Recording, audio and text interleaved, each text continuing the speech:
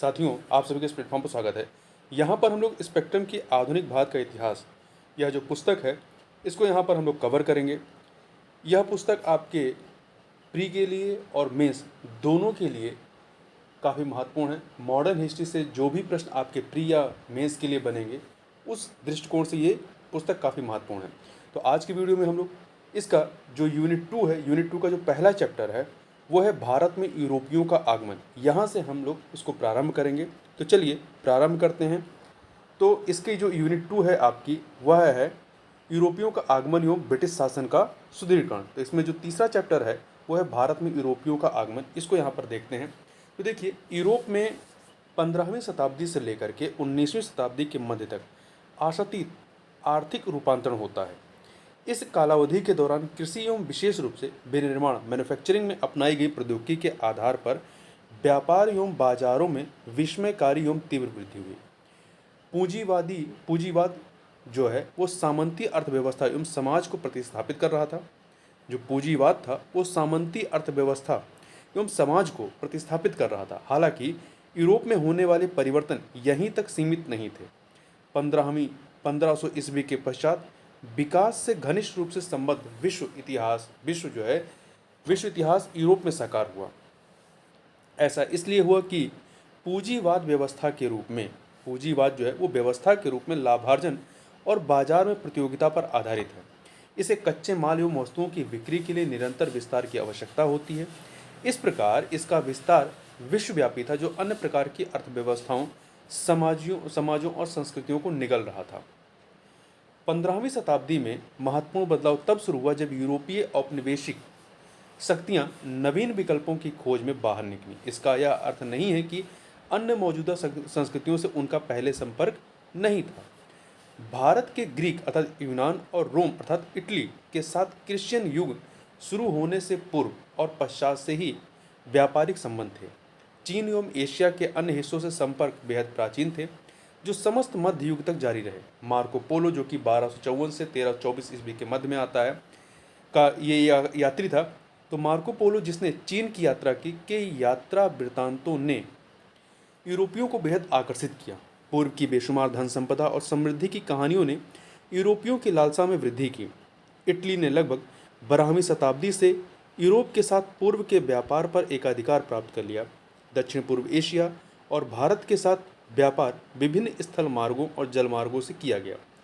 एक मार्ग से पूर्वी वस्तुओं को फारस की खाड़ी से होते हुए इराक एवं तुर्की लाया गया। वहाँ से इन्हें स्थल मार्गों से जिनेवा अर्थात जो स्विट्जरलैंड है, स्विट्जरलैंड में है जिनेवा और वेनिस मतलब इटली पहुँचाया जाता था। एक अन्य मार्ग से लाल सागर होते हुए, एक मार्ग तो आपको फारस की खाड़ी से था, ठीक है, और दूसरा मार्ग जो था वो लाल सागर होते हुए वस्तुओं को मिस्र में अलेक्जेंड्रिया लाया जाता था। लेकिन तब वहाँ स्वेज नहर नहीं थी, इसलिए अलेक्जेंड्रिया को भूमध्य सागर के माध्यम से इटली के शहरों को जोड़ा गया था। भूमध्य सागर के माध्यम से इटली के शहरों को जोड़ा गया था, अलेक्जेंड्रिया को। उत्तर मध्यकाल के दौरान विशेषकर इटली में विश्वविद्यालय में पुनर्जागरण संबंधी विचारों का प्रस्फुटन हुआ और 16वीं शताब्दी के दौरान साहित्य और विभिन्न कलाओं में इसकी स्पष्ट अभिव्यक्ति हुई। व्यापारियों, व्यवसायियों और बैंकरों के उदित हो रहे वर्ग से यूरोप के नवीन मध्यम वर्ग का निर्माण हुआ। यह वर्ग पुनर्जागरण और सुधार आंदोलन से बेहद प्रभावित हुआ। पुनर्जागरण के उद्गम स्थल इटली में व्यापारी 11वीं 12वीं शताब्दी से ही यूरोपीय देशों को कलात्मक एवं विलासता की वस्तुओं की आपूर्ति कर रहे थे। पुनर्जागरण के उद्गम स्थल इटली में व्यापारी 11वीं 12वीं शताब्दी से ही यूरोपीय देशों को कलात्मक एवं विलासता की वस्तुओं की आपूर्ति कर रहे थे, जिससे वे बेहद संपन्न थे। जो इटली था, इटली के व्यापारी, इस प्रकार पूर्वी देशों के साथ इटली का व्यापार में वर्चस्व था और यूरोपीय देशों को सामान की बड़ी आपूर्ति इटली द्वारा की जाती थी। यूरोप के कई देश व्यापार के क्षेत्र में इटली के एकाधिकार को तोड़ना चाहते थे। 15वीं शताब्दी से ही अटलांटिक तट पर बसे देश अफ्रीका होकर पूर्व की ओर आने का वैकल्पिक मार्ग खोज रहे थे। उल्लेखनीय कि 15वीं शताब्दी के उत्तरार्ध में विभिन्न केंद्रीकृत राज्यों और शक्तिशाली नरेशों का अभ्युदय हुआ, जिन्होंने भौगोलिक खोजों को बढ़ावा दिया तथा साथ ही खोजियों को वित्तीय मदद भी मुहैया कराई। पुर्तगाल एवं स्पेन ऐसे देशों में प्रमुख रहे हैं। 15वीं और 16वीं शताब्दियों में मुद्रण और नक्शा बनाने का कार्य तेजी से विकसित हुआ और कपास कंपास, खगोल की प्रक्षेपणशाला, बारूद इत्यादि जैसी प्रौद्योगिकी उपलब्धियों ने खोजियों की अत्यधिक सहायता की। इस प्रकार पुनर्जागरण का अभ्युदय, कृषि में निवेश कम लाभ वाला सिद्ध होना, कच्चे माल की आवश्यकता, नवीन बाजारों की प्राप्ति एवं विस्तार, पूर्व की धन संपदा का आकर्षण, ईसाई मत के प्रसार की उत्कंठ इच्छा एवं यूरोप में पुरातन व्यवस्था मतलब जो सामंतवाद था के स्थान पर नवीन व्यवस्था था जो पूंजीवाद था कि स्थापित होने के कारणों ने भारत में यूरोपीय औपनिवेशिक शक्तियों के आगमन का मार्ग प्रशस्त किया। तो यदि यहाँ प्रश्न पूछा जाए कि भारत में यूरोपीय औपनिवेशिक शक्तियों के आगमन का मार्ग कैसे प्रशस्त हुआ, इसके लिए उत्तरदायी कारण क्या थे, तो आपको ये पैराग्राफ याद रखना है, काफ़ी महत्वपूर्ण है कि इस प्रकार पुनर्जागरण का अभ्युदय मतलब कौन कौन से कारण उत्तरदायी थे। पुनर्जागरण का अभ्युदय, कृषि में निवेश कम लाभ वाला सिद्ध होना, कच्चे माल की आवश्यकता, नवीन बाजारों की प्राप्ति एवं विस्तार, पूर्व की धन संपदा का आकर्षण और ईसाई मत के प्रसार की उत्कंठ इच्छा एवं यूरोप में पुरातन व्यवस्था के स्थान पर नवीन व्यवस्था पूंजीवाद के स्थापित होने। ये जो सारे कारण थे, ये ऐसे कारण थे जिनकी वजह से भारत में यूरोपीय औपनिवेशिक शक्तियों का आगमन का मार्ग प्रशस्त हुआ।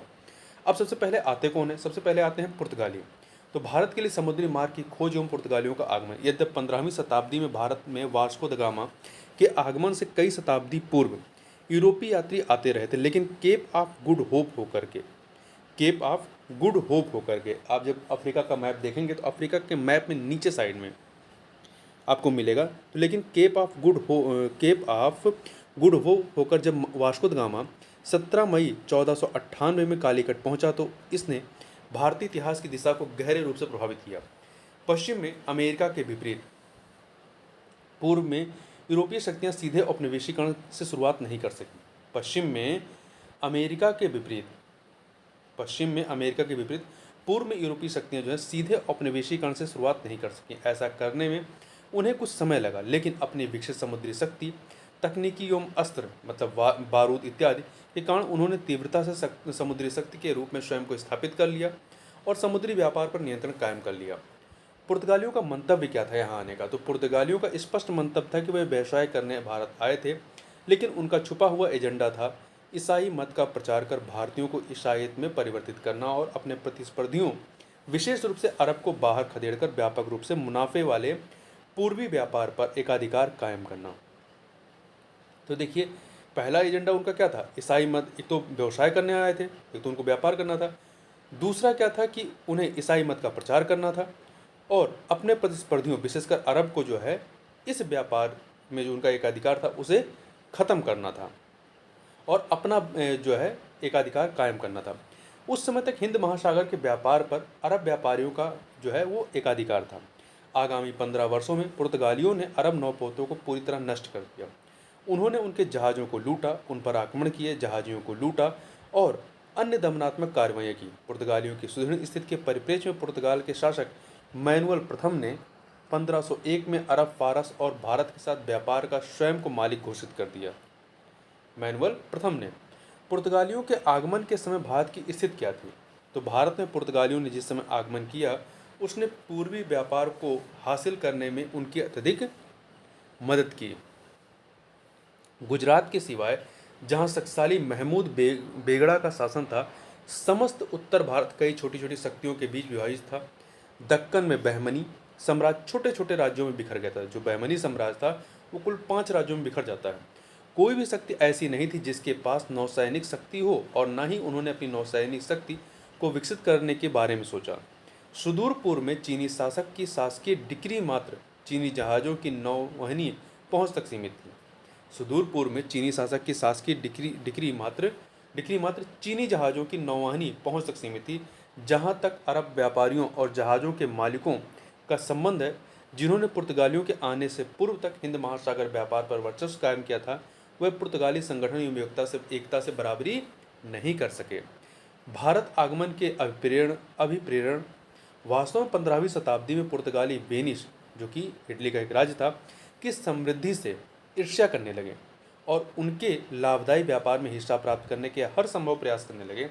जैसा कि अरब ने मिस्र एवं पर्सिया पर 7वीं शताब्दी में विजय प्राप्त कर ली, तो यूरोप एवं भारत के मध्य सीधे संचार या संपर्क के मार्ग बंद कर दिए।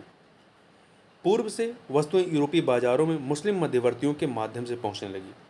वेनिस ने प्राचीन समय से इस व्यापार पर एकाधिकार बनाए रखा और परिणामस्वरूप बेपनाह धन संपदा एवं प्रभाव अर्जित किया। राजकुमार हेनरी जो था वो पुर्तगाल का नाविक था, ने अपना पूरा जीवन भारत को जाने वाले समुद्री मार्गों की खोज में समर्पित कर दिया।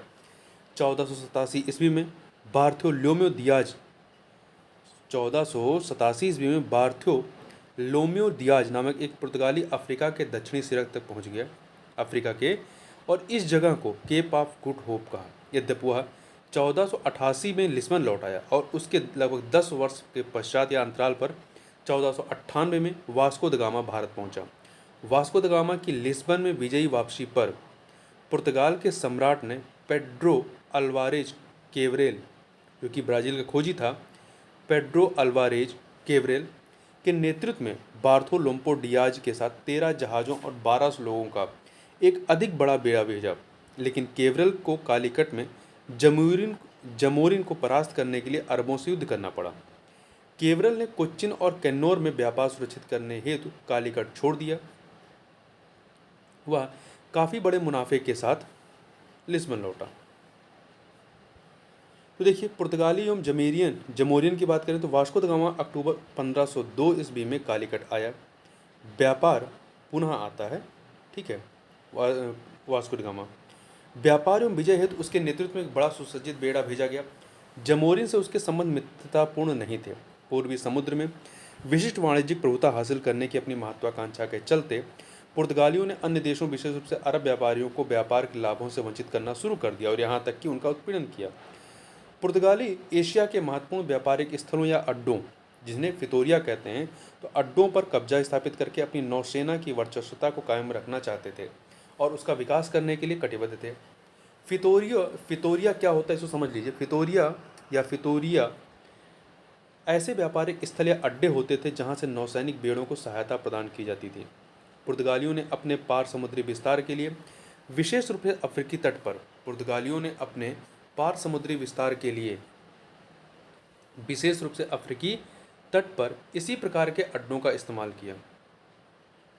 ध्यान रखें, यदि पूछा जाए कि फितोरिया क्या होते थे, तो ऐसे व्यापारिक स्थल या अड्डे होते थे जहां से नौसैनिक बेड़ों को सहायता प्रदान की जाती थी। तो देखिए, कुछ ही दिनों में उन्हें आभास हुआ कि भारत में इन अड्डों पर कब्जा करना आसान नहीं होगा और इसके लिए उन्हें संघर्ष करना पड़ेगा। कालीकट का हिंदू शासक जमोरिन हालांकि पुर्तगालियों की मंशा से चिंतित नहीं था। जब जमोरिन ने अपने बंदरगाह से मुसलमान व्यापारियों को हटाने से मना कर दिया, तब पुर्तगालियों ने वहां गोलाबारी की। तत्पश्चात पुर्तगालियों ने बेहद चतुराई पूर्वक कोच्चिन और कालीकट की शत्रुता का लाभ उठाया एवं कोच्चिन के राजा के मालाबार क्षेत्र में पहला किला बनाया। ठीक है, तो पुर्तगालियों ने अपना पहला किला कहाँ पे बनाया? कोच्चिन में बनाया, कोच्चिन में मालाबार क्षेत्र में। ठीक है, ध्यान रखिएगा। 1509 ईस्वी में पुर्तगालियों ने मिस्र के शासक ममलूक द्वारा भेजे गए जहाजी बेड़ों को पराजित कर दीव पर अधिकार जमा लिया। उन्होंने 1510 में गोवा पर अधिकार किया और उसे अपना प्रशासनिक केंद्र बनाया। स्पेनिश सम्राट चार्ल्स पंचम द्वारा हिंद महासागर में अपने हितों को छोड़ने और सुदूर पूर्व में फिलिस्तीन तक अपने को सीमित रखने की घोषणा के पश्चात स्पेनिश सम्राट चार्ल्स पंचम द्वारा हिंद महासागर में अपने हितों को छोड़ने और सुदूर पूर्व में फिलीपींस तक अपने को सीमित रखने की घोषणा के पश्चात पुर्तगाली पूर्वी समुद्री क्षेत्र के एक छत्र बादशाह हो गए और जिसे एस्तादो द इंडिया के नाम से जाना गया। भारत में पुर्तगाली साम्राज्य का सूत्रपात कैसे होता है? पुर्तगाली भारत का एक नया इतिहास वर्ष 1505 में प्रारंभ हुआ, जब पुर्तगाल के सम्राट ने 3 वर्षों के लिए भारत में एक गवर्नर नियुक्त किया और उसे पुर्तगाली हितों की रक्षा हेतु पर्याप्त सुविधा एवं बल प्रदान किया गया। फ्रांसिस्को डी अल्मेडा नव नियुक्त गवर्नर को भारत में पुर्तगाली स्थिति को सुदृढ़ करने को कहा गया और अदन, आरमूज और मलक्का को जब्त करके मुस्लिम व्यापार बर्बाद करने का निर्देश दिया गया। उसे अंजादीवा, कोच्चिन, किन्नौर और किलवा में किलेबंदी करने की भी सलाह दी गई।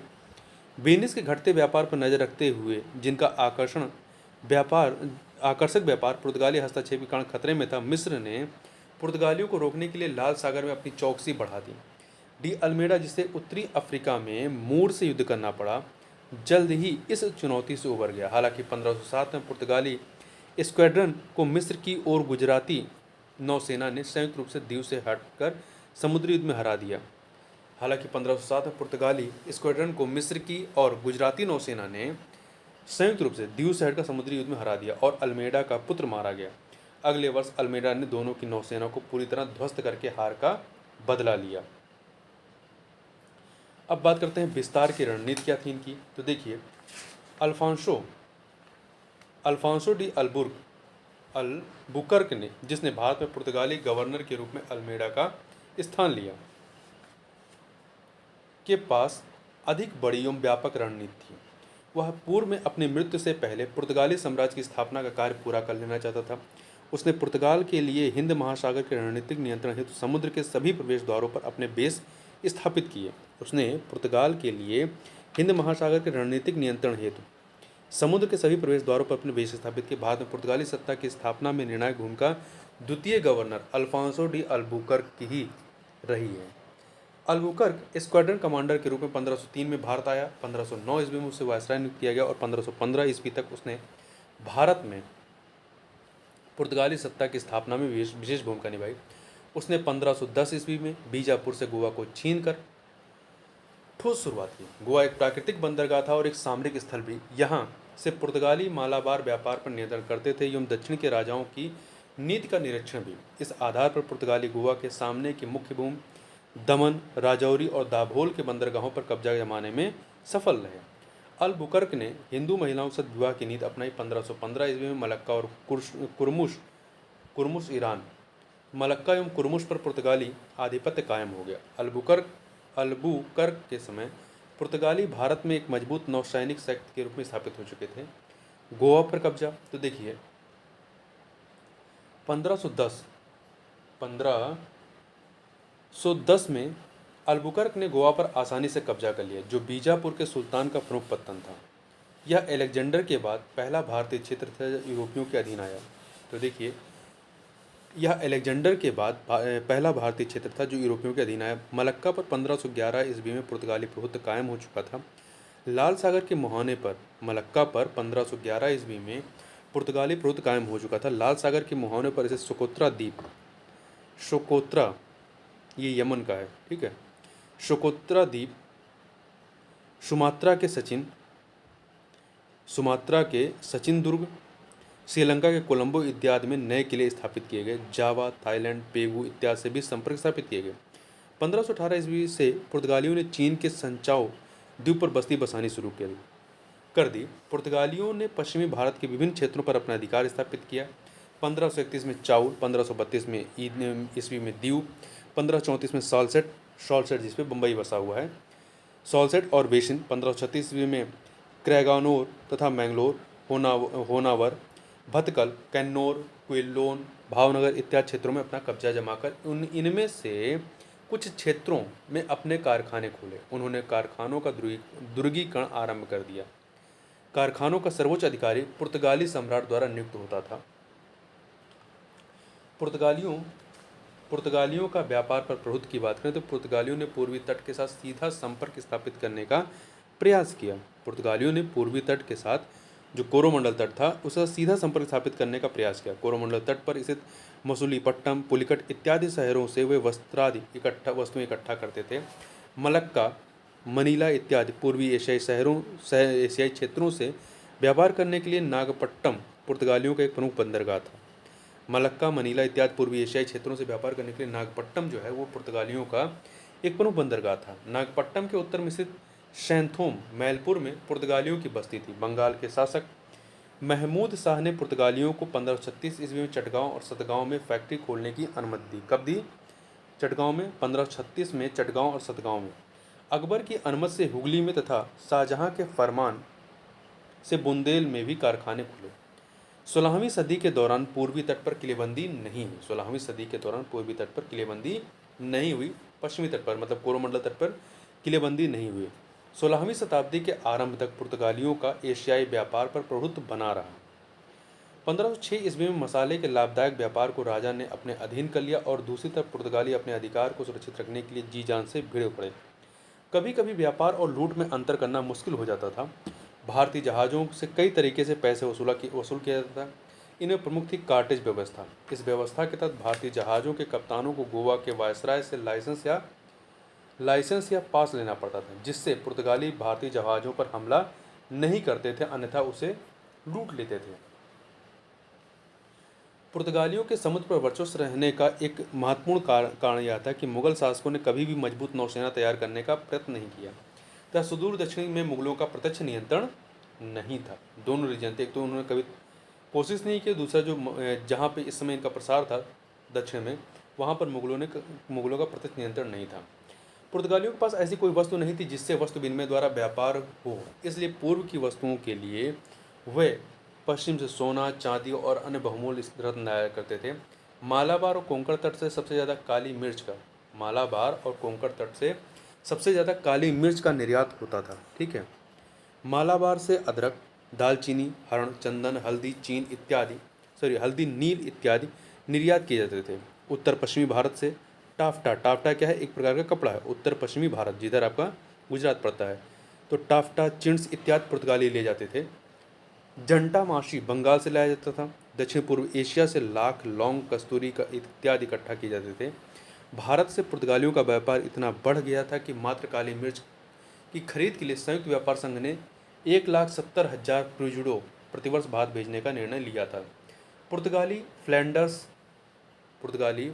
जर्मनी, इंग्लैंड इत्यादि क्षेत्रों से गुलाब जल, मूंगा, तांबा, पारा, सिंदूर आदि वस्तुएं भारत में लाते थे।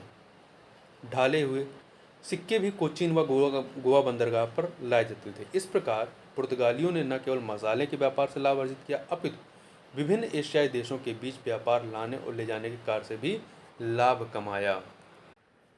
भारत में पुर्तगाली प्रशासन के बारे में बात करें तो भारत में पुर्तगाली प्रशासन का मुखिया जो है वो वायसराय था, जो 3 वर्षों तक अपने सचिव के साथ कार्य करता था और बाद के वर्षों में एक परिषद के साथ कार्य करता था। मतलब शुरुआत में 3 वर्ष सचिव के साथ और फिर बाद में यदि उसका कार्यकाल रहता तो परिषद के साथ कार्य करता था। गिरिजा संबंधी प्राधिकरणों के साथ मतभेद एवं संघर्ष के चलते उसकी शक्तियों का ह्रास हुआ। इसके अतिरिक्त बेडोर द फजेंडा का महत्व बढ़ गया, जो राजस्व तथा कार्गो एवं नौसैनिक बेड़ा भेजने के लिए जिम्मेदार था। तो ध्यान रखिएगा, बेडोर द फजेंडा का कार्य क्या था? राजस्व तथा कार्गो एवं नौसैनिक बेड़ा भेजने की जिम्मेदारी इनके पास थी। अफ्रीका से लेकर चीन तक के किले कैप्टन के नियंत्रणाधीन थे, जिसकी शक्तियों में संचार की कठिनाइयों ने वृद्धि की। संभवतः पुर्तगाल और गोवा से नियंत्रण के अभाव ने सत्यनिष्ठ एवं पारदर्शी प्रशासन के लिए निरंतर खतरा बनाए रखा। वायसराय नीनो द कून्हा के बारे में बात करें तो भारत में नीनो द कून्हा का वायसराय काल, जिसने नवंबर 1529 में कार्यभार संभाला, भी कुछ हद तक महत्वपूर्ण रहा है। एक वर्ष के पश्चात वह भारत में पुर्तगाली सरकार के मुख्यालय को कोच्चिन से गोवा ले गया। कहाँ से? कोच्चिन से गोवा किसने ट्रांसफर किया? तो वायसराय नीनो द कून्हा ने। गुजरात के बहादुर शाह ने मुगल शासक हुमायूं से अपने संघर्ष के दौरान पुर्तगालियों को 1534 में बेसिन द्वीप सौंपकर उनसे मदद ली। उसने उन्हें द्वीप में वेश प्रदान करने का भी वादा किया। नीनो द कून्हा ने अपने मुख्यालय के तौर पर हुगली के साथ कई पुर्तगाली नागरिकों को बसाकर बंगाल में पुर्तगाली प्रभाव में वृद्धि करने का भी प्रयास किया। गुजरात के बहादुर शाह के साथ पुर्तगालियों के संबंधों की बात करें तो बहादुर शाह के पुर्तगालियों के साथ संबंध उस समय बिगड़ गए जब 1536 में हुमायूं गुजरात से चला गया। चूंकि शहर के निवासियों ने पुर्तगालियों से लड़ना शुरू कर दिया था, बहादुर शाह विभाजन की एक दीवार खड़ी करना चाहते थे। इसका विरोध करते हुए पुर्तगालियों ने आपसी बातचीत शुरू की। वार्ता की प्रक्रिया के दौरान बहादुर को एक पुर्तगाली जहाज में बुलाया गया और उसे मार दिया गया। पुर्तगालियों की धार्मिक नीति एवं उसके निहितार्थ की बात करें तो उत्तरी अफ्रीका में मूर पुर्तगालियों के बड़े शत्रु थे। उत्तरी अफ्रीका में मूर जो थे वो पुर्तगालियों के बड़े शत्रु थे। पूर्व में आकर पुर्तगालियों ने मूर के साथ मिलकर उसी उत्साह और ईर्ष्या के साथ सभी मुसलमानों को उत्पीड़न किया। तो देखिए, उत्तरी अफ्रीका में देखेंगे तो मूर और पुर्तगालियों के बीच में लड़ाई थी। एक दूसरे के दुश्मन थे, परंतु जब पूरब में आते हैं तो पुर्तगाली और मूर दोनों साथ मिल करके ये मुसलमानों के खिलाफ लड़ते हैं। हालांकि भारत में वाणिज्य खेत धीरे धीरे प्रधान हो गए और पुर्तगालियों की मंशा सदैव मिली जुली रही। इसलिए यद्यपि पुर्तगाली सम्राट को भारत में सभी गिरजाघरों और मिशनों का संरक्षक बनाया गया, लेकिन ऐसा 1542 में जेसुइट ईसा मसीह के रोमन कैथोलिक समाज का जो सदस्य होता है, तो 1542 में जेसुइट के भारत आगमन के पश्चात हुआ। अकबर के दरबार में जेसुइटों ने अच्छा प्रभाव बनाया, जिसकी मदद से पुर्तगालियों ने कुछ लाभ अर्जित किया। अकबर और पुर्तगालियों के बारे में बात करें तो पहली बार अकबर कुछ यूरोपीय ईसाइयों नामक कुछ पुर्तगाली व्यापारी से उस समय मिला जब उसने 1572 में कैम्बे का दौरा किया। 1572 में कैम्बे का दौरा किया। बाद के वर्षों में सूरत में उसने फिर से उनसे मुलाकात की जब एंटोनियो केवरेल गोवा के वायसराय का दूत शांति शर्तों के समायोजन हेतु आया था। तो एंटोनियो केवरेल क्या था? गोवा के वायसराय का दूत था। कुछ समय बाद धर्म एवं मीमांसा के प्रश्नों पर अकबर की गहरी रुचि जागी और उसने फादर जूलियन परेरा बिकार क्या थे? चर्च में पुजारी। तो Julian Pereira vicar general of Bengal एवं कुछ अन्य स्रोतों से ईसाई धर्म का ज्ञान प्राप्त किया। इसने अकबर को अधिक सटीक जानकारी प्राप्त करने हेतु उत्सुक किया और एंटोनियो केवरल, जिसने पुनः 1578 में मुगल राजधानी का दौरा किया, भी उसके सभी प्रश्नों के संतुष्ट उत्तर नहीं दे पाया। अकबर ने तब गोवा से धर्ममीमांसक बुलाने का निर्णय लिया जो उसकी शंकाओं का समाधान करने की स्थिति में हो और उसकी उत्कंठ जिज्ञासा को शांत करें।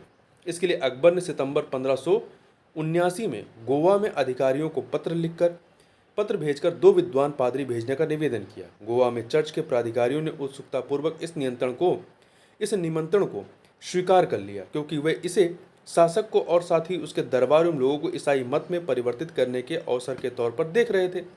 अकबर के निवेदन पर 28 फरवरी 1580 को 2 पादरी रोडकल्फो एक्वाविया और एंटोनियो मॉन्सेरेट फतेहपुर सीकरी पहुंचे, जो 1583 में वापस लौटते हैं।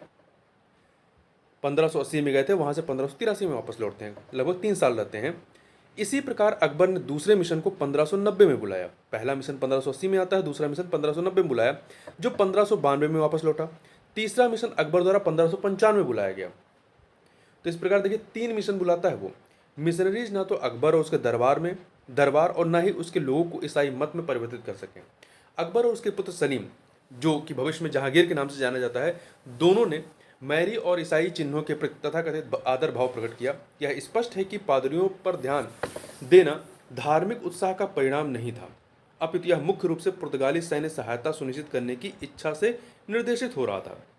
ईसाइयों के संरक्षण के पीछे राजनीतिक मंशा क्या थी, इसकी बात करें। जबकि अकबर अपनी परेशानियों से उबरने के लिए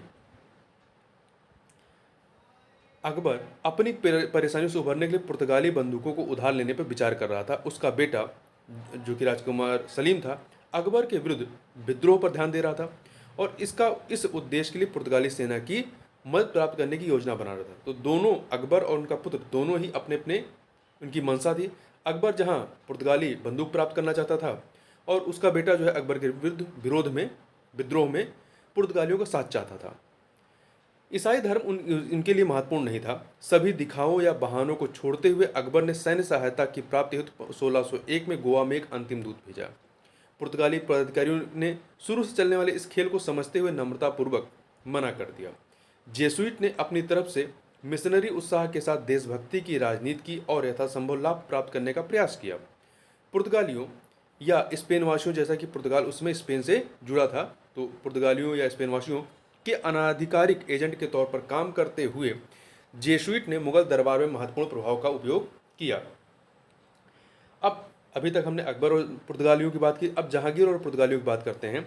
राजकुमार सलीम जहांगीर के रूप में सिंहासन ग्रहण करने पर जेसुइट फादर की इस प्रकार उपेक्षा करके, जहांगीर ने जो है जेसुइट फादर की इस प्रकार उपेक्षा करके, जैसे कि वह कभी उन्हें जानता ही नहीं था, मुसलमानों को शांत किया। धीरे धीरे हालांकि जेसुइट से उसका अस्थायी अलगाव दूर हो गया और 1606 में उसने फिर से उन्हें समर्थन देना शुरू किया। लाहौर में एक भव्य एवं विशाल चर्च को कॉलेजियम या पादरी आवास के साथ बनाए रखने की उन्हें अनुमति दी गई। लाहौर में 1608 में आगरा में 20 दीक्षा स्थान, जिसे बपतिस्मा कहते हैं, 20 दीक्षा स्थान आयोजित किए गए और पादरियों को पुर्तगाल जितने ही कार्य की स्वतंत्रता दी गई। गलियों, सड़क मार्गों पर पूरे कैथोलिक रीति रिवाजों के साथ चर्च के जुलूसों को निकालने की अनुमति दी गई और चर्च के खर्चों और धर्मांतरित लोगों की सहायता के लिए खजाने से नगद सहायता दी गई। जहांगीर के समय में जहांगीर का व्यवहार इस प्रकार था कि जेसुइट पादरी उसे ईसाई मत में लाने के प्रति आशावान हो उठे। उसने ओल्ड एवं न्यू टेस्टामेंट तथा संतों के जीवन से लिए गए धार्मिक विषयों के चित्रों के प्रति असाधारण रुचि दिखाई। आगरा में उसका सिंहासन बपतिस्मा दाता जान और अन्य संतों की पेंटिंग से घिरा था। यह अफवाह थी कि जहांगीर ईसाई बन गया और पादरियों के पास यह विश्वास करने के पर्याप्त कारण थे कि वे वास्तव में उसे ईसाई बनाने में सफल होंगे। अंग्रेजों के प्रति शत्रुता की बात करें तो मुकारब खान जो एक अच्छा खिलाड़ी मुकारब खान एक सेकेंड हाँ मुकारब खान जो एक अच्छा खिलाड़ी और जहांगीर का घनिष्ठ मित्र था, को जहांगीर के दूत के तौर पर पुर्तगाली वायसराय से मिलने के लिए एक लंबा इंतजार करना पड़ा। जब वह अप्रैल 1608 में गोवा पहुंचा, वह अपना परिचय पत्र प्रस्तुत नहीं कर सका, जैसा कि पदस्थ वायसराय पुर्तगाल से नहीं आया था। वस्तुतः वह कभी नहीं आया और गोवा में डॉन मेंडोस ने 1609 में पदभार संभाला। देखिए, जब वह अप्रैल 1608 में गोवा पहुंचता है, जो जहांगीर का मित्र था, वह अपना परिचय पत्र प्रस्तुत नहीं कर सका। वस्तुतः वह कभी नहीं आया और गोवा में डॉन मेंडोस ने 1609 में पदभार संभाला। मतलब वायसराय जो पुर्तगाल से आने वाला था वो नहीं आता है और गोवा में एक दूसरा व्यक्ति जो डॉन मेंडोस था उसने वायसराय का पदभार संभाला था। उससे पूर्व सन 1608 में कैप्टन विलियम हॉकिंस सूरत में आ गया। सूरत में आ गया। वह अपने साथ भारत में व्यापार करने की अनुमति हेतु इंग्लैंड के सम्राट जेम्स प्रथम का जहांगीर के नाम एक प्रार्थना पत्र लाया। ठीक है, तो ये अंग्रेजों की तरफ से आया था। कैप्टन हॉकिंस की यात्रा की बात करें तो फादर पिनहेरो और पुर्तगाली अधिकारियों ने मुगल दरबार में हॉकिंस को पहुंचने से रोकने के लिए भरसक प्रयत्न किया, लेकिन सफल नहीं हुए।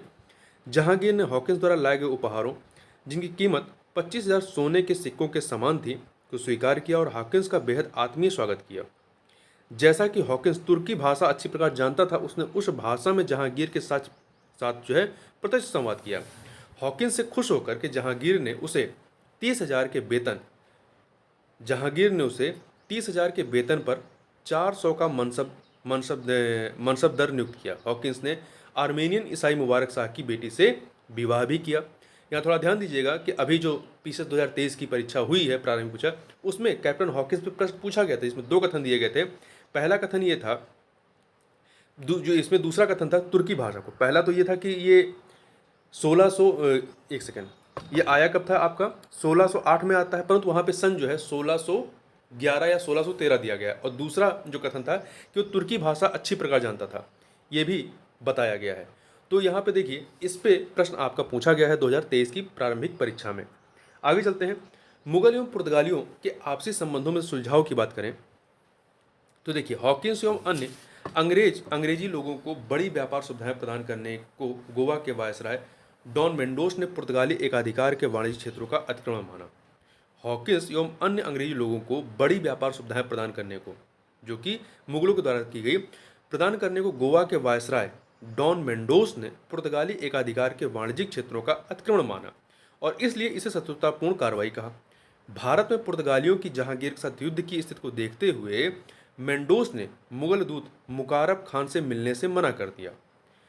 उतावले, यहाँ पे देखिए, यहाँ पे जो आया था ना, ये इनका जो घनिष्ठ मित्र था जहांगीर का, मुकारब खान, इससे मिलने से मना कर दिया। एक सेकेंड। तो देखिए, उतावलेपन में उठाए गए इस कदम ने पुर्तगाली व्यापारियों में उनके व्यापार को बेहद प्रभावित किया और जहांगीर ने पुर्तगालियों को दी जाने वाली छूटों पर रोक लगा दी। तब मेंडोस ने फादर पिनहेरो को औपचारिक आधार पर मुकारब खां से शांति स्थापित करने हेतु बातचीत करने को कहा। तत्पश्चात शत्रुता समाप्त हो गई और अंग्रेजी जहाज को सूरत के पत्तन पर जाने की अनुमति नहीं दी गई। पुर्तगाली आगंतुकों को रोकने में असमर्थ में व्यथित हॉकिंस ने सन 1611 में मुगल दरबार छोड़ दिया। 1608 में आया था, 1611 में वापस जाता है। एंग्लो पुर्तगाली झगड़ा या हाथापाई की बात करें तो अंग्रेजों ने हालांकि 1612 में पुर्तगालियों के विरुद्ध प्रतिशोध लिया, जिसने हिंद महासागर में ब्रिटिश नौसेना के प्रवेश का मार्ग प्रशस्त किया। उस वर्ष नवंबर में अंग्रेजी जहाज ड्रैगन ने एक छोटे जहाज ओशियंडर सहित कैप्टन वेस्ट के नेतृत्व में पुर्तगाली जहाजी बेड़े के साथ सफलतापूर्वक युद्ध किया। जहांगीर, जिसके पास अच्छी नौसेना नहीं थी, अंग्रेजों की सफलता से बेहद प्रभावित हुआ। पुर्तगालियों ने अपनी बचकानी हरकतों से जहांगीर को अप्रसन्न कर दिया। बी ए स्मिथ के अनुसार पुर्तगालियों ने मुगल सरकार की नौसैनिक कमजोरी के चलते 4 इंपीरियल जहाज़ों को जब्त कर लिया। ठीक है, पुर्तगालियों ने मुगल सरकार की नौसैनिक कमजोरी के चलते 4 इंपीरियल जहाज़ों को जब्त कर लिया और कई मुसलमानों को बंदी बना लिया और सामान को लूट लिया। जहांगीर की मां की इस सामान में गहरी रुचि थी और इससे करोड़ों रुपए की चपत लगी थी। गुस्साए जहांगीर ने मुकारब खां, जो उस समय सूरत का प्रभारी था, को क्षतिपूर्ति वसूलने का आदेश दिया। शाहजहां एवं पुर्तगालियों की बात करें, शाहजहां जो कि जहांगीर का पुत्र था, यह शाहजहां का शासनकाल था, हालांकि जिसमें मुगल दरबार में पुर्तगालियों को मिलने वाले लाभों का हमेशा के लिए अंत हो गया और साथ ही इस आशा ने भी दम तोड़ दिया कि वे शाही परिवार और मुगल भारत के लोगों को ईसाई मत में धर्मांतरण करा पाएंगे, जिसका पल्लवन अकबर और जहांगीर द्वारा किया गया था। शाहजहां द्वारा राजगद्दी संभालने से पूर्व ही उसे पुर्तगालियों के दुर्व्यवहार की जानकारी थी, जब उन्होंने रानी मुमताज महल की 2 दासियों को बंदी बनाकर उनका अपमान किया। तो यहाँ आगे बढ़ते हैं। फिर यहाँ देखेंगे पुर्तगाल की गतिविधियों की बात करें तो देखिए 1579 में शासकीय फरमान के आधार पर पुर्तगालियों को नदी के तट तक सीमित कर दिया गया, जो बंगाल में सतगांव से थोड़ी दूरी पर था और वहां से वे व्यापारिक गतिविधियां संचालित करते थे। विभिन्न वर्षों के दौरान उन्होंने बड़े भवनों के निर्माण द्वारा अपनी स्थिति को मजबूत कर ली, जिसने उनके व्यापार को सतगांव से नए पत्तन हुगली की ओर प्रवासित किया। उन्होंने नमक के उत्पादन पर एकाधिकार कर लिया, स्वयं का एक कस्टम हाउस निर्मित किया और तंबाकू पर सख्ती से कर आरोपित करना शुरू कर दिया, जो 17वीं शताब्दी में भारतीय उपमहाद्वीप में आने के पश्चात व्यापार की एक प्रमुख वस्तु बन गया था, तंबाकू। ऐसे कृत्यों से उन्हें प्रांतीय कस्टम राजस्व के संगठन में भारी नुकसान उठाना पड़ा। अहंकारी घमंडी पुर्तगालियों ने न केवल व्यापार के रूप में धनार्जन किया, अपितु हिंदू और मुस्लिम बच्चों को खरीदकर या बंदी बनाकर क्रूर दास व्यापार भी शुरू किया। हुगली पर अधिकार 24 जून 1632 ईस्वी को हुगली पर पुर्तगालियों के कब्जे को 3 महीने पश्चात समाप्त कर दिया गया। गंगा के किनारे खुले मैदान में स्थित हुगली सभी तरफ से खुला था। यहाँ किला नहीं था, न दीवार थी और न ही परकोटा, मात्र कीचड़ का एक तटबंध या पुस्ता था जो ज़्यादा महत्व का नहीं था। बारूद एवं नौवहन में पुर्तगाली कौशल से भयभीत कासिम खान को 1.5 लाख की सेना के साथ पुर्तगाली बस्ती पर हमला करने को कहा गया। ठीक 3 महीने तक 24 सितंबर तक सैन्य दुर्ग के 300 पुर्तगाली और 600 निवासी ईसाई सैनिक सामना करते रहे, जिसके पश्चात वह भाग खड़े हुए। अधिकतर जहाज खो गए, लेकिन कुछ किसी प्रकार सागर द्वीप तक पहुंचने में कामयाब हो गए, लेकिन वहां व्याप्त महामारी से अधिकतर जिंदा बचे लोग मर गए। मुगलों के 1000 लोग मारे गए, लेकिन उन्होंने 400 लोगों को बंदी बना लिया, जिन्हें आगरा लाया गया। बंदियों को इस्लाम धर्म अपनाने या दास्ता स्वीकार करने का विकल्प दिया गया। ईसाइयों का अत्याचार कुछ समय तक जारी रहा, जिसके बाद वह धीरे धीरे खत्म हो गया। पुर्तगालियों के अब पतन की बात करते हैं तो देखिए 17वीं शताब्दी के प्रथम दशक में पूर्व में स्थापित पुर्तगाली साम्राज्य 17वीं शताब्दी के प्रथम दशक में पूर्व में स्थापित पुर्तगाली साम्राज्य जो है लगभग समाप्त हो गया और इसका स्थान डचों और अंग्रेजों ने लिया। इसके कई कारण थे। यहाँ पे महत्वपूर्ण है कि पुर्तगालियों के पतन के कारण क्या थे, तो ये आपके प्री और मेंस दोनों के लिए बहुत महत्वपूर्ण है। पहला रीजन 1580 में पुर्तगाल स्पेन के राजा के साथ जुड़ गया और स्पेन के पतन के साथ इसका भी पतन हो गया। दूसरा 1588 के नौसेना युद्ध में अंग्रेजों ने स्पेन को करारी शिकस्त दी, जिसके बाद स्पेन की नौसैनिक शक्ति क्षीण हो गई। तीसरा पुर्तगाल के अंदरूनी मामलों ने उसकी शक्ति कमजोर की।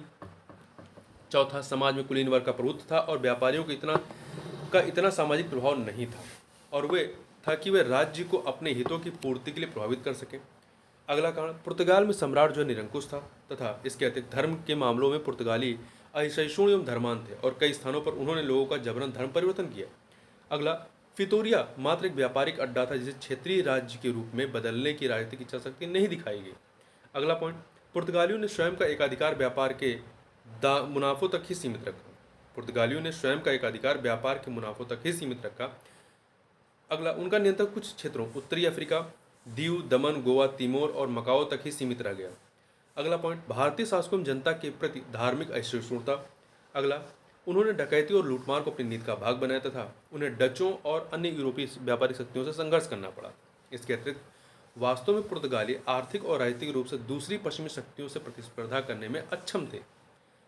अगला है, ब्राजील की खोज के बाद उनका भारत की ओर ध्यान कम हो गया और उन्होंने ब्राजील पर ध्यान ज़्यादा दिया। इसके अतिरिक्त पुर्तगाल में उनके उद्योग धंधे अधिक विकसित नहीं हो पाए और वे वितरक के रूप में व्यापार करते रहे। पुर्तगाली व्यापारियों पर पुर्तगाली राजा का अत्यधिक नियंत्रण का होना भी उनके पतन का एक कारण था। अब आगे बढ़ने से पहले हम लोग यहाँ पर जो इनका एक पुर्तगालियों का व्यापारिक घटनाक्रम है उसको एक बार देख लेते हैं। 1498 ईस्वी में वास्को डी गामा ने कालीकट तक की यात्रा की। 1503 में पुर्तगालियों ने भारत में अपना पहला दुर्ग कोच्चिन में स्थापित किया। फिर 1505 में पुर्तगालियों ने भारत में अपना दूसरा दुर्ग कन्नूर में स्थापित किया। फ्रांसिस्को अल्मीडा को भारतीय क्षेत्र का गवर्नर बनाया गया 1505 में, और 1509 में अल्मीडा ने गुजरात और मिस्र के संयुक्त बेड़े को पराजित किया तथा 1509 ईस्वी में अल्फांस डी अल्बुकर्क को वायसराय बनाया गया। अल्बुकर्क ने बीजापुर के सुल्तान को पराजित कर गोवा पर अधिकार कर लिया 1510 में। 1511 ईस्वी में पुर्तगालियों ने मलाया द्वीप में स्थित मलक्का पर अधिकार कर लिया। 1515 ईस्वी पुर्तगालियों ने फारस की खाड़ी के मुहाने पर स्थित हरमुज जो स्टेट है पर अधिकार कर लिया और वायसराय 1515 में ही वायसराय अल्बुकर्क की मृत्यु होती है। 1530 ईस्वी में पुर्तगालियों ने गोवा को अपने भारतीय राज्य की राजधानी बनाया। पुर्तगालियों ने गोवा को अपने भारतीय राज्य की राजधानी बनाया और 1535 ईस्वी में पुर्तगालियों ने द्वीप पर अधिकार कर लिया। 1559 में पुर्तगालियों ने दमन पर अधिकार कर लिया। दमन द्वीप एक ही अगल बगल है। 1566 ईस्वी में पुर्तगालियों एवं तुर्कों के बीच समझौता होता और 1596 ईस्वी में डचों ने पुर्तगालियों को दक्षिण पूर्व एशिया से बाहर कर दिया। 1612 ईस्वी में सूरत में पुर्तगालियों को पराजित कर अंग्रेजों ने अपना कारखाना स्थापित किया। कहाँ पर? सूरत में। और पुर्तगालियों ने पहला कहाँ बनाया था? कोच्चिन में, फिर दूसरा कन्नूर में। 1641 ईस्वी मलक्का दुर्ग पुर्तगालियों से डचों ने छीन लिया। 1659 ईस्वी में श्रीलंका पुर्तगालियों के हाथ से बाहर चला गया और 1663 मालाबार के सभी दुर्गों को डचों ने जीतकर पुर्तगालियों को भारत से निर्णायक रूप से बाहर खदेड़ दिया। अब बात करते हैं डच के बारे में, इनके आगमन एवं इनकी गतिविधियों के बारे में। स्पेन का पतन होने के पश्चात पुर्तगाली शक्ति बिखर गई और 17वीं शताब्दी के मध्य तक डचों ने उनका स्थान ग्रहण कर लिया। 16वीं शताब्दी से ही डच अपनी वाणिज्यिक और नौसैनिक शक्ति को बढ़ा रहे थे। वे पुर्तगालियों द्वारा लाए गए पूर्व के सामान को लिस्बन से एंटवर्प पहुंचाया करते थे। लिस्बन पुर्तगाल में है, ठीक है, तो लिस्बन से एंटवर्प पहुंचाया करते थे जहां से वह यूरोप के बाजारों में पहुंचाया जाता था। डचों ने व्यापारिक संगठन और तकनीक तथा जहाजरानी में नवीन प्रयोग किए। 17वीं शताब्दी में उन्होंने फ्लूट शिप का निर्माण किया जो अपने आप में एक अनोखी और अद्भुत जहाज था। यह फ्लूट शिप बेहद हल्का था और इसे खेने के लिए कम लोगों की जरूरत पड़ती थी। इससे आने जाने के खर्चे में कटौती हुई। डच जहाज भारी और धीमी गति से चलने वाले पुर्तगाली जहाज़ों से श्रेष्ठ सिद्ध हुए। डचों ने नीदरलैंड से स्पेन वासियों को हटाने के लिए कड़ा संघर्ष किया था। उन्होंने एक राष्ट्रीय भावना के अंतर्गत भी पुर्तगालियों से मसाले का व्यापार छीनने का भी संकल्प किया। डचों ने अंग्रेजों की भांति भारत समेत अंतर्राष्ट्रीय व्यापार व्यवस्था को एक नया मोड़ दिया था। डचों की व्यापारिक कंपनी की सबसे बड़ी विशेषता यह थी कि यह पूर्णतः व्यापारिक संस्था थी। 17वीं शताब्दी में हॉलैंड यूरोप में आरंभिक वाणिज्यवादी गतिविधियों का एक प्रमुख केंद्र था। 17वीं शताब्दी में हॉलैंड जो था वो यूरोप में आरंभिक वाणिज्यवादी गतिविधियों का एक प्रमुख केंद्र था। एम्स्टर्डम में 1609 ईस्वी में एक्सचेंज बैंक तथा 1614 ईस्वी में क्रेडिट बैंक ऑफ एम्स्टर्डम आरंभ हुआ।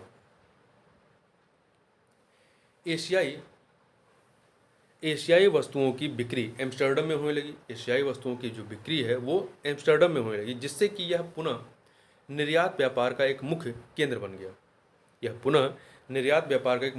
गया। और ईसाई वस्तुओं के व्यापार द्वारा अधिक मुनाफा कमाने की महत्वाकांक्षा ने डचों को हिंद महासागरीय एवं एशियाई क्षेत्रों की ओर प्रवृत्त किया। यदि आपसे पूछा जाए कि एम्स्टर्डम कहाँ पर है, तो एम्स्टर्डम आपका नीदरलैंड में है, इसको याद रखिएगा, ठीक है। आगे चलते हैं। डच ईस्ट इंडिया कंपनी की स्थापना। यह एक वाणिज्यिक उद्यम था जिसने डच को पूर्व की यात्रा करने के लिए प्रवृत्त किया। डच ईस्ट इंडिया कंपनी यह एक वाणिज्यिक उद्यम था जिसने डच को पूर्व की यात्रा करने के लिए प्रवृत्त किया। कॉर्नेलिस डी हाउटमेन पहला डच था जो 1596 में सुमात्रा और बनताम पहुंचता है। इसने डच को आगामी उद्यम के लिए प्रोत्साहित किया और अगले कुछ वर्षों के दौरान भारतीय व्यापार के लिए एक नई कंपनी बनाई है। मार्च 1602 ईस्वी में डच संसद द्वारा पारित उद्घोषणा से डच संयुक्त कंपनी की स्थापना हुई, जिसमें कई स्वतंत्र एवं समृद्ध डच व्यापारी सम्मिलित हो गए। डच ईस्ट इंडिया कंपनी की कुल आरंभिक पूंजी कितनी थी? एक सेकेंड। ये जो थी 65 लाख गिल्डर थी। गिल्डर वहाँ का करेंसी है। इस कंपनी को भूमध्य सागर के पूर्व में व्यापार करने की अनुमति मिली थी। कंपनी का पूर्वी केंद्र बेटविया में स्थित था। भारत में डच फैक्ट्रियों की स्थापना की बात करें तो डचों ने भारत और हिंद महासागरीय क्षेत्रों में पुर्तगाली सत्ता को चुनौती देते हुए अनेक बस्तियों और व्यापारिक केंद्रों की स्थापना की।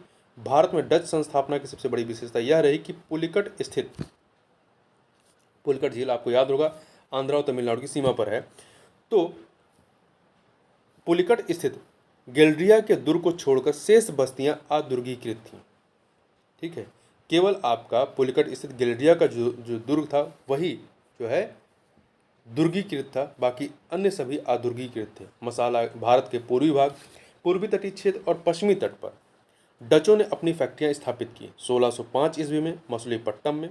तो ध्यान रखिएगा, डचों की पहली फैक्ट्री कहाँ लगती है? मसूलीपट्टनम में। ठीक है, तो 1610 में मसूलीपट्टनम में, पुलिकट में 1616 में ईस्वी में।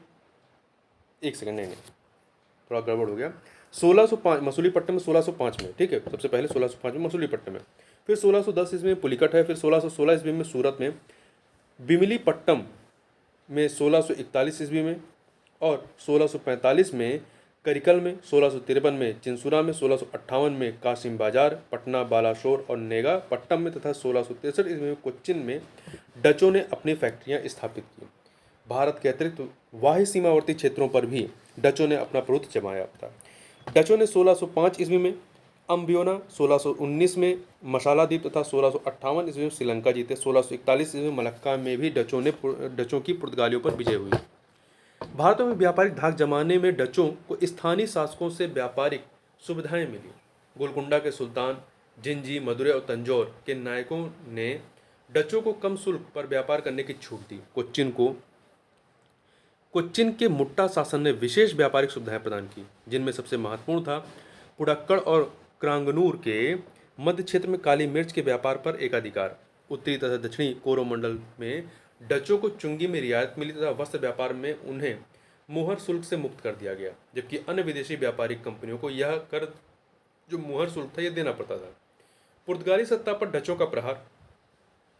डचों की व्यापारिक संस्था वोग, जो उनकी कंपनी थी, एक नवीन प्रकार की संस्था थी और डचों के इस प्रयोग से पुर्तगालियों की व्यापारिक सत्ता को तोड़ने में मदद मिली। मुनाफे और पूंजी पर नियंत्रण तथा उनके निवेश द्वारा स्थायी पूंजी का निर्माण कंपनी की मुख्य कार्यनीति थी, मतलब पॉलिसी थी इनकी। 1632 ईस्वी में हुगली क्षेत्र से पुर्तगालियों को डचों ने हटाना शुरू किया। 1658 ईस्वी में श्रीलंका से डचों ने पुर्तगालियों को हटाया।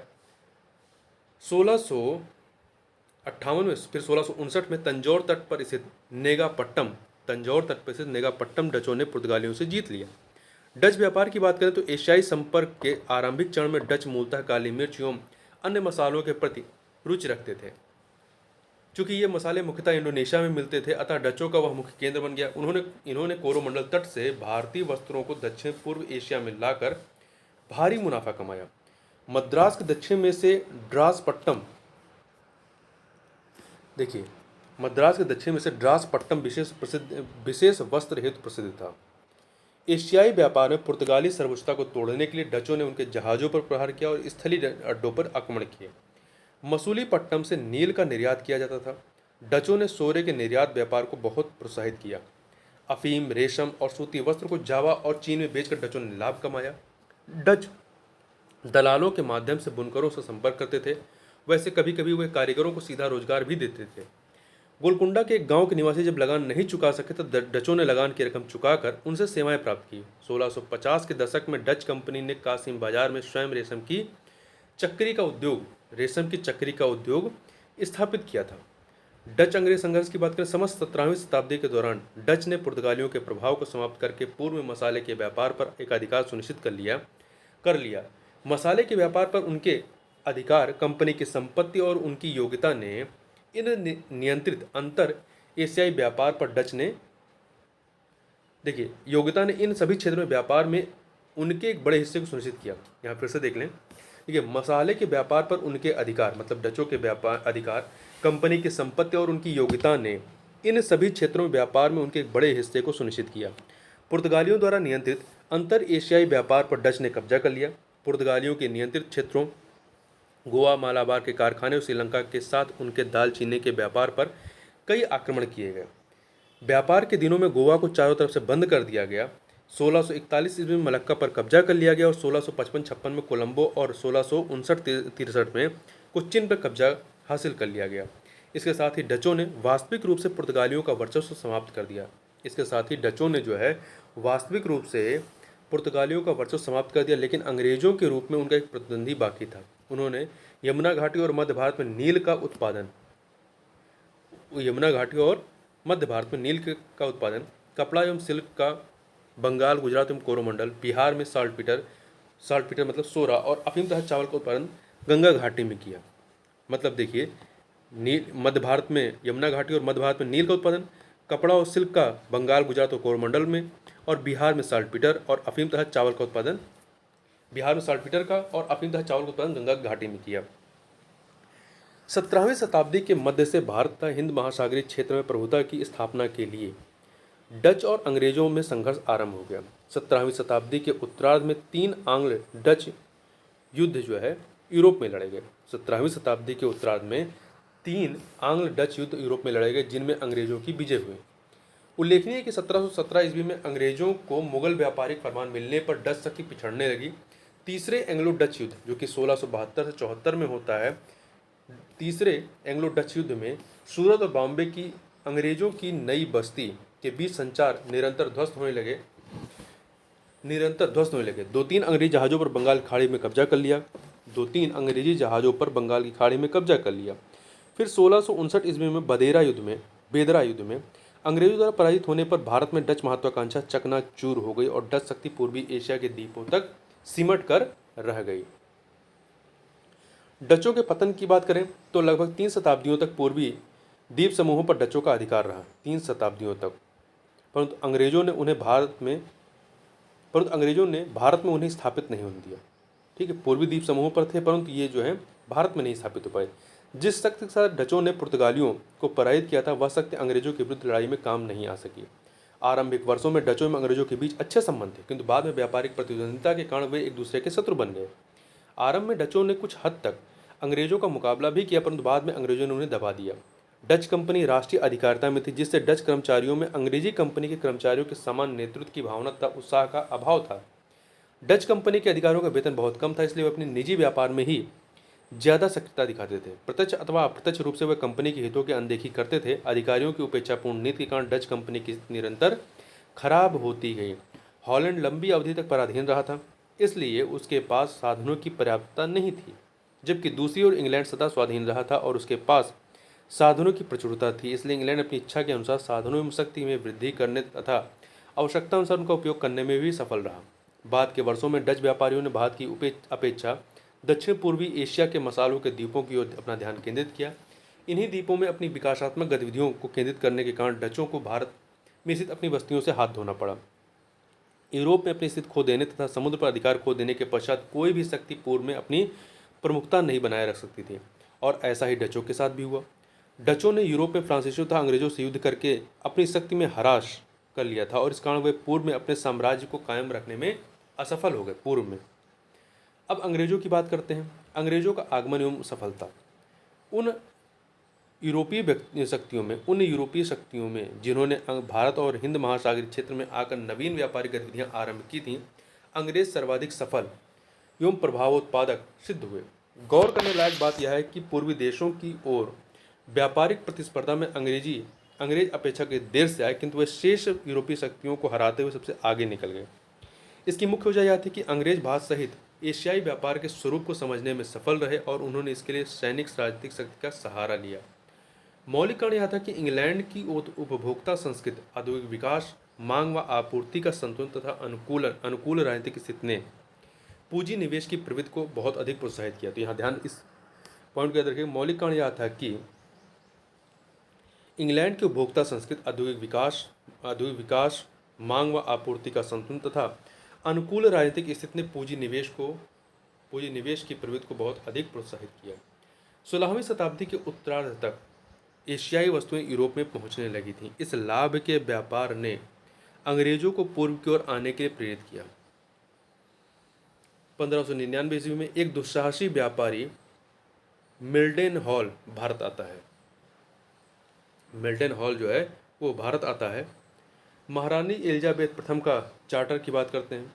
तो ईस्ट इंडिया कंपनी की स्थापना 1600 ईस्वी में होती है। पूर्व में अंग्रेजों या इंग्लैंड के व्यापार के संदर्भ में प्रथम महत्वपूर्ण कदम 31 दिसंबर 1600 ईस्वी में उठाया गया, जब महारानी एलिजाबेथ प्रथम ने एक चार्टर या आदेश पत्र जारी करके गवर्नर और लंदन की कंपनी के व्यापारियों को पूर्व में व्यापार के विशिष्ट अधिकार प्रदान किए। प्रारंभ में यह विशेषाधिकार 15 वर्षों के लिए, कितने वर्षों के लिए? 15 वर्षों के लिए प्रदान किए गए, जिन्हें मई 1609 में एक नवीन चार्टर या आदेश के माध्यम से अनिश्चित काल के लिए विस्तारित कर दिया गया। तो ये पॉइंट याद रखिएगा। प्रारंभ में अंग्रेजों की जो कंपनी बनी थी वो 15 वर्षों के लिए व्यापार करना था पूर्व में, बाद में इसमें परिवर्तन करके इसे अनिश्चित काल के लिए कर दिया गया। शुरुआती वर्षों में सामान्य तौर पर व्यापारियों के एक समूह का एक स्वतंत्र बेड़ा भेजा जाता था। ऐसी यात्रा से प्राप्त लाभ को वे आपस में बांट लेते थे। वित्तीय दृष्टि से east India company Dutch company की तुलना में छोटी कंपनी थी। अपनी प्रथम व्यापार यात्रा में डच कंपनी की तुलना में कम आमदनी हुई। इसके बावजूद अंग्रेजी कंपनी की विशेषता यह थी कि उसका संगठन बड़ा ही सहज था। इसमें 24 निदेशकों का समूह था, जिनका चुनाव प्रत्येक वर्ष शेयर होल्डर्स की आम सभा में होता था। शुरू में ईस्ट इंडिया कंपनी ने अपना ध्यान मसाले के व्यापार, विशेष रूप से इंडोनेशिया से काली मिर्च और मसाला प्राप्त करने वाले द्वीप तक केंद्रित रखा। प्रथम 12 वर्षों तक इन्हें प्रत्येक वर्ष 20% लाभ होता रहा। शीघ्र ही अंग्रेजों ने भारत की वस्तुओं, विशेषकर कपड़े का महत्व समझा और वे इसका उपयोग मसाला खरीदने के लिए करने लगे। गुजरात में सूरत में कारखाना खोलने की योजना बनाई गई और कैप्टन विलियम हॉकिंस को मुगल बादशाह जहांगीर के दरबार में भेजा गया, जो 1609 में आगरा पहुंचता है, कैप्टन विलियम हॉकिंस। किंतु पुर्तगालियों के षड्यंत्र के कारण उसे खाली हाथ लौटना पड़ता है।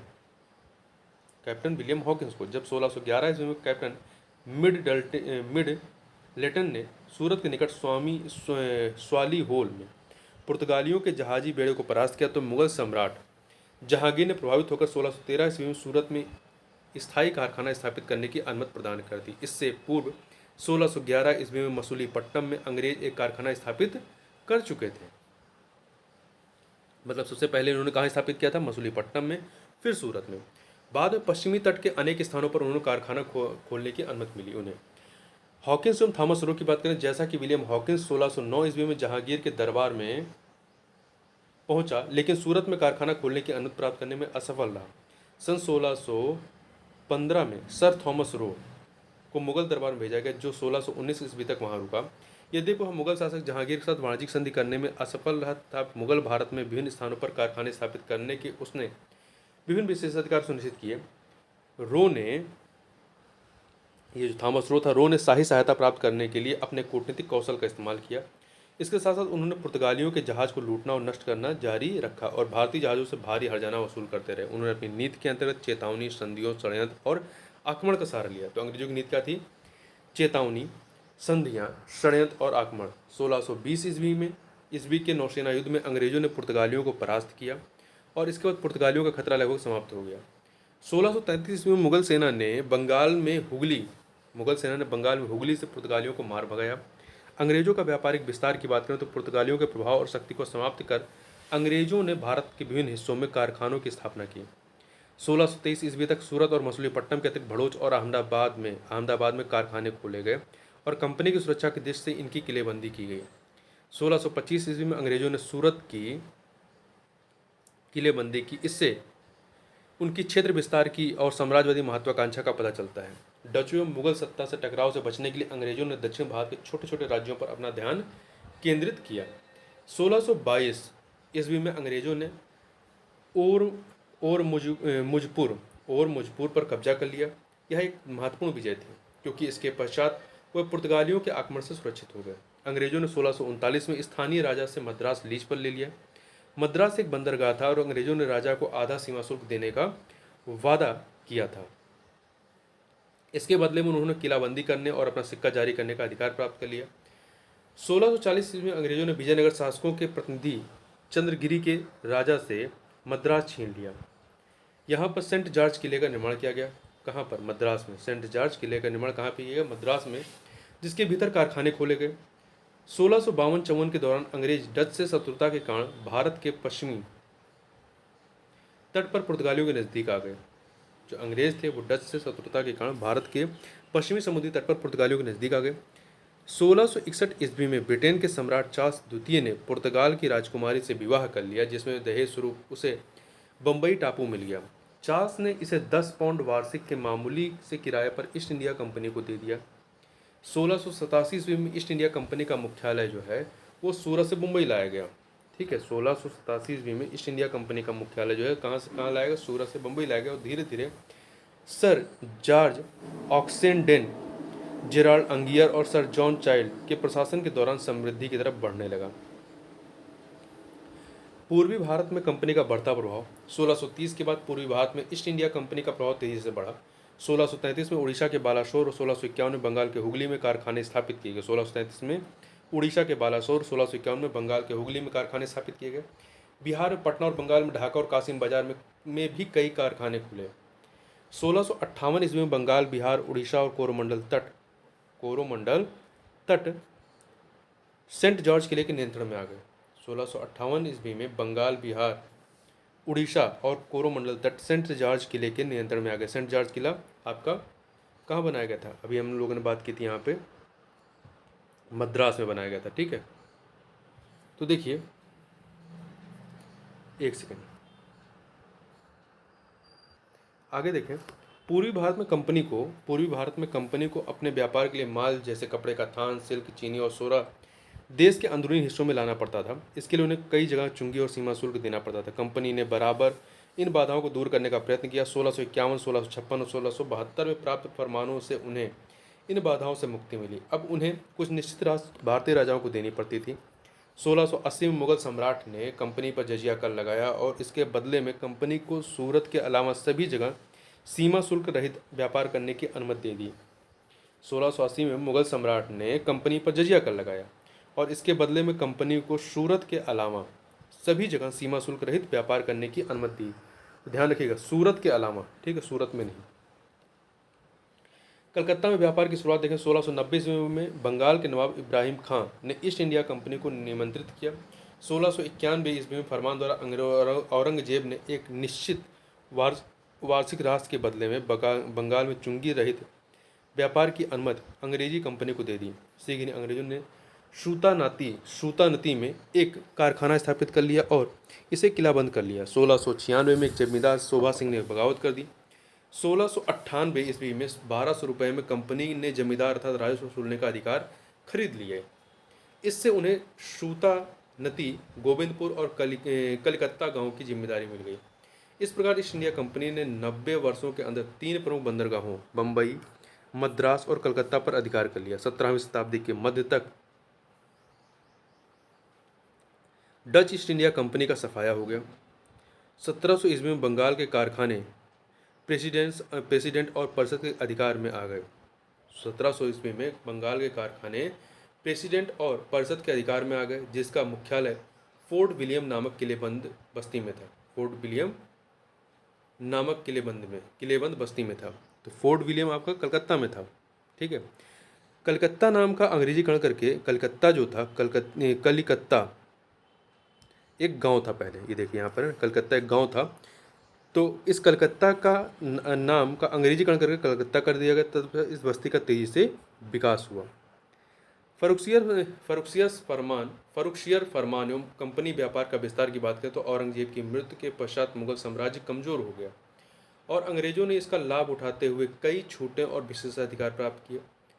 1717 ईस्वी में जॉन सारवैन की अध्यक्षता में अंग्रेजी शिष्टमंडल मुगल सम्राट फरुखसियर से फरमान पाने में सफल रहा, जिससे 1691 के फरमान के निमित्त सुविधाएं गुजरात एवं दक्कन में बढ़ा दी गई।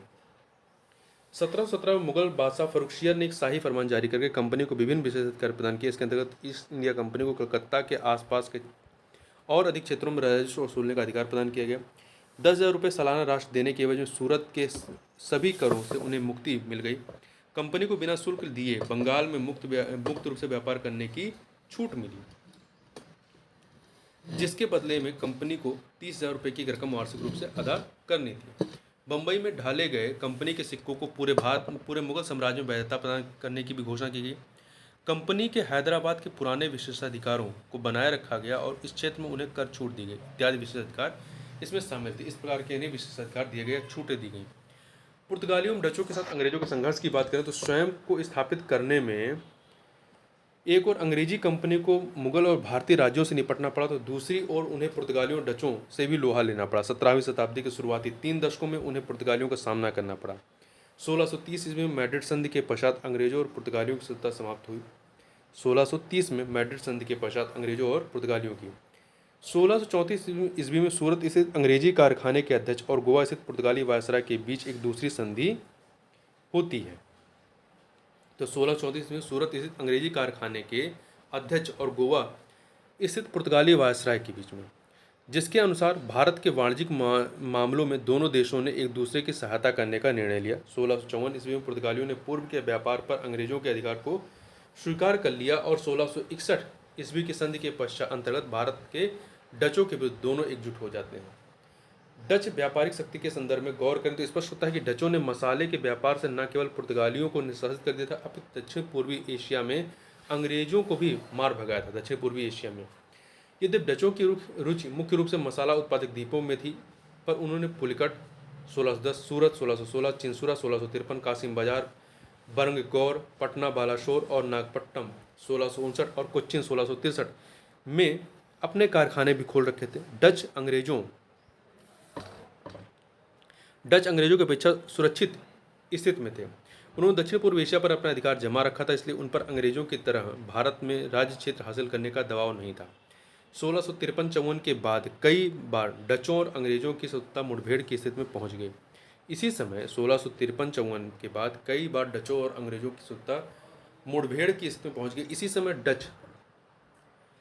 डच जहाजी बेड़े स्वाली के निकट पहुंच गए और अंग्रेजों को सूरत में अपना कारोबार स्थगित करना पड़ा। 1667 में डच व्यापार में भारत स्थापित अंग्रेजी अड्डों को छोड़ने के लिए राजी हो गए और अंग्रेजों ने इंडोनेशिया पर अपना दावा छोड़ दिया। इस प्रकार दोनों शक्तियों ने पारस्परिक समझौता कर लिया। इसके बावजूद अंग्रेज निरंतर डचों को भारत भूमि से बाहर निकालने का प्रयत्न करते रहे और डचों ने देशी व्यापार तक स्वयं को सीमित कर लिया।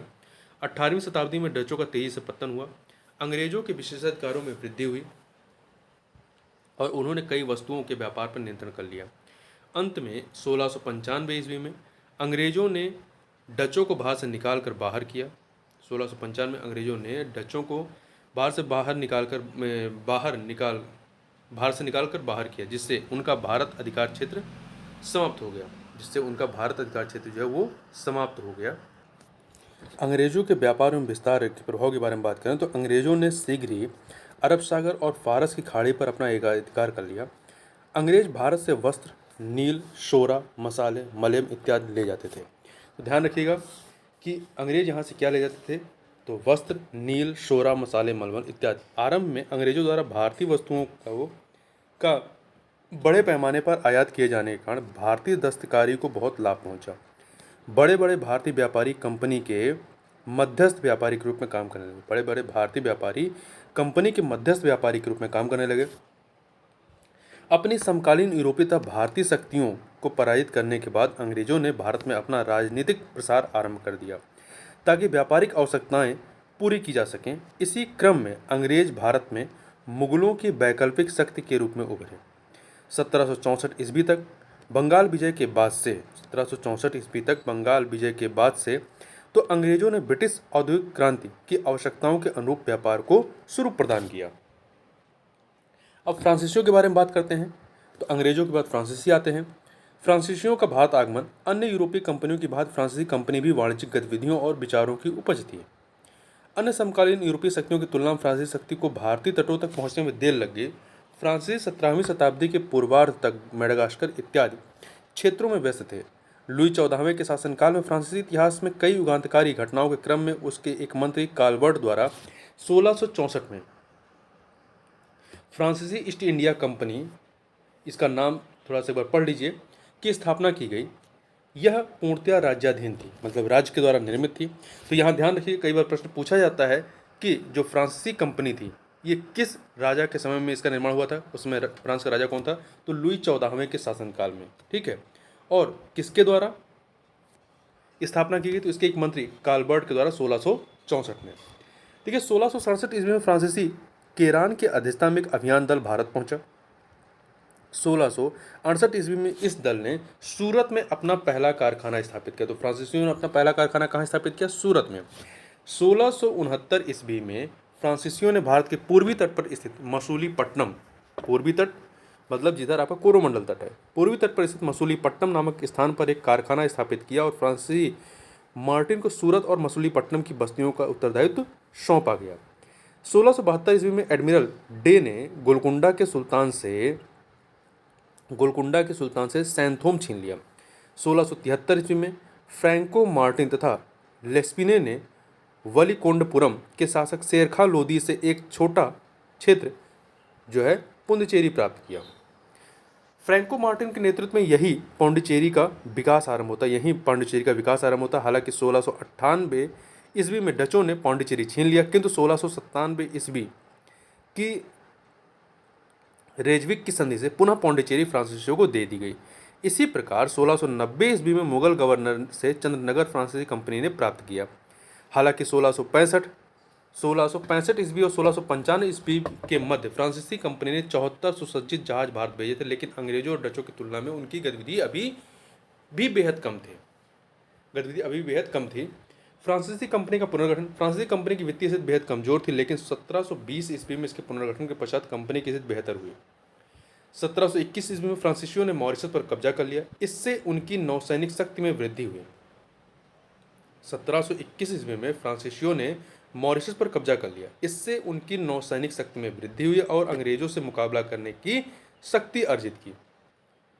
1725 में मालाबार तट और 1739 में कारिकल पर उन्होंने अपना कब्जा जमाया। तो देखिए 1725 में मालाबार और 1739 में कारिकल पर उन्होंने अपना कब्जा जमाया। इसके बावजूद फ्रांसीसी ईस्ट इंडिया कंपनी डचों और अंग्रेजों की तुलना में अपनी सरकार पर अधिक निर्भर थी। इसके पास सशक्त संगठन और पर्याप्त पूंजी का अभाव था। इसकी वाणिज्यिक गतिविधियों पर सरकार का अत्यधिक नियंत्रण था, जिससे कंपनी की कार्य क्षमता पर बुरा प्रभाव पड़ा।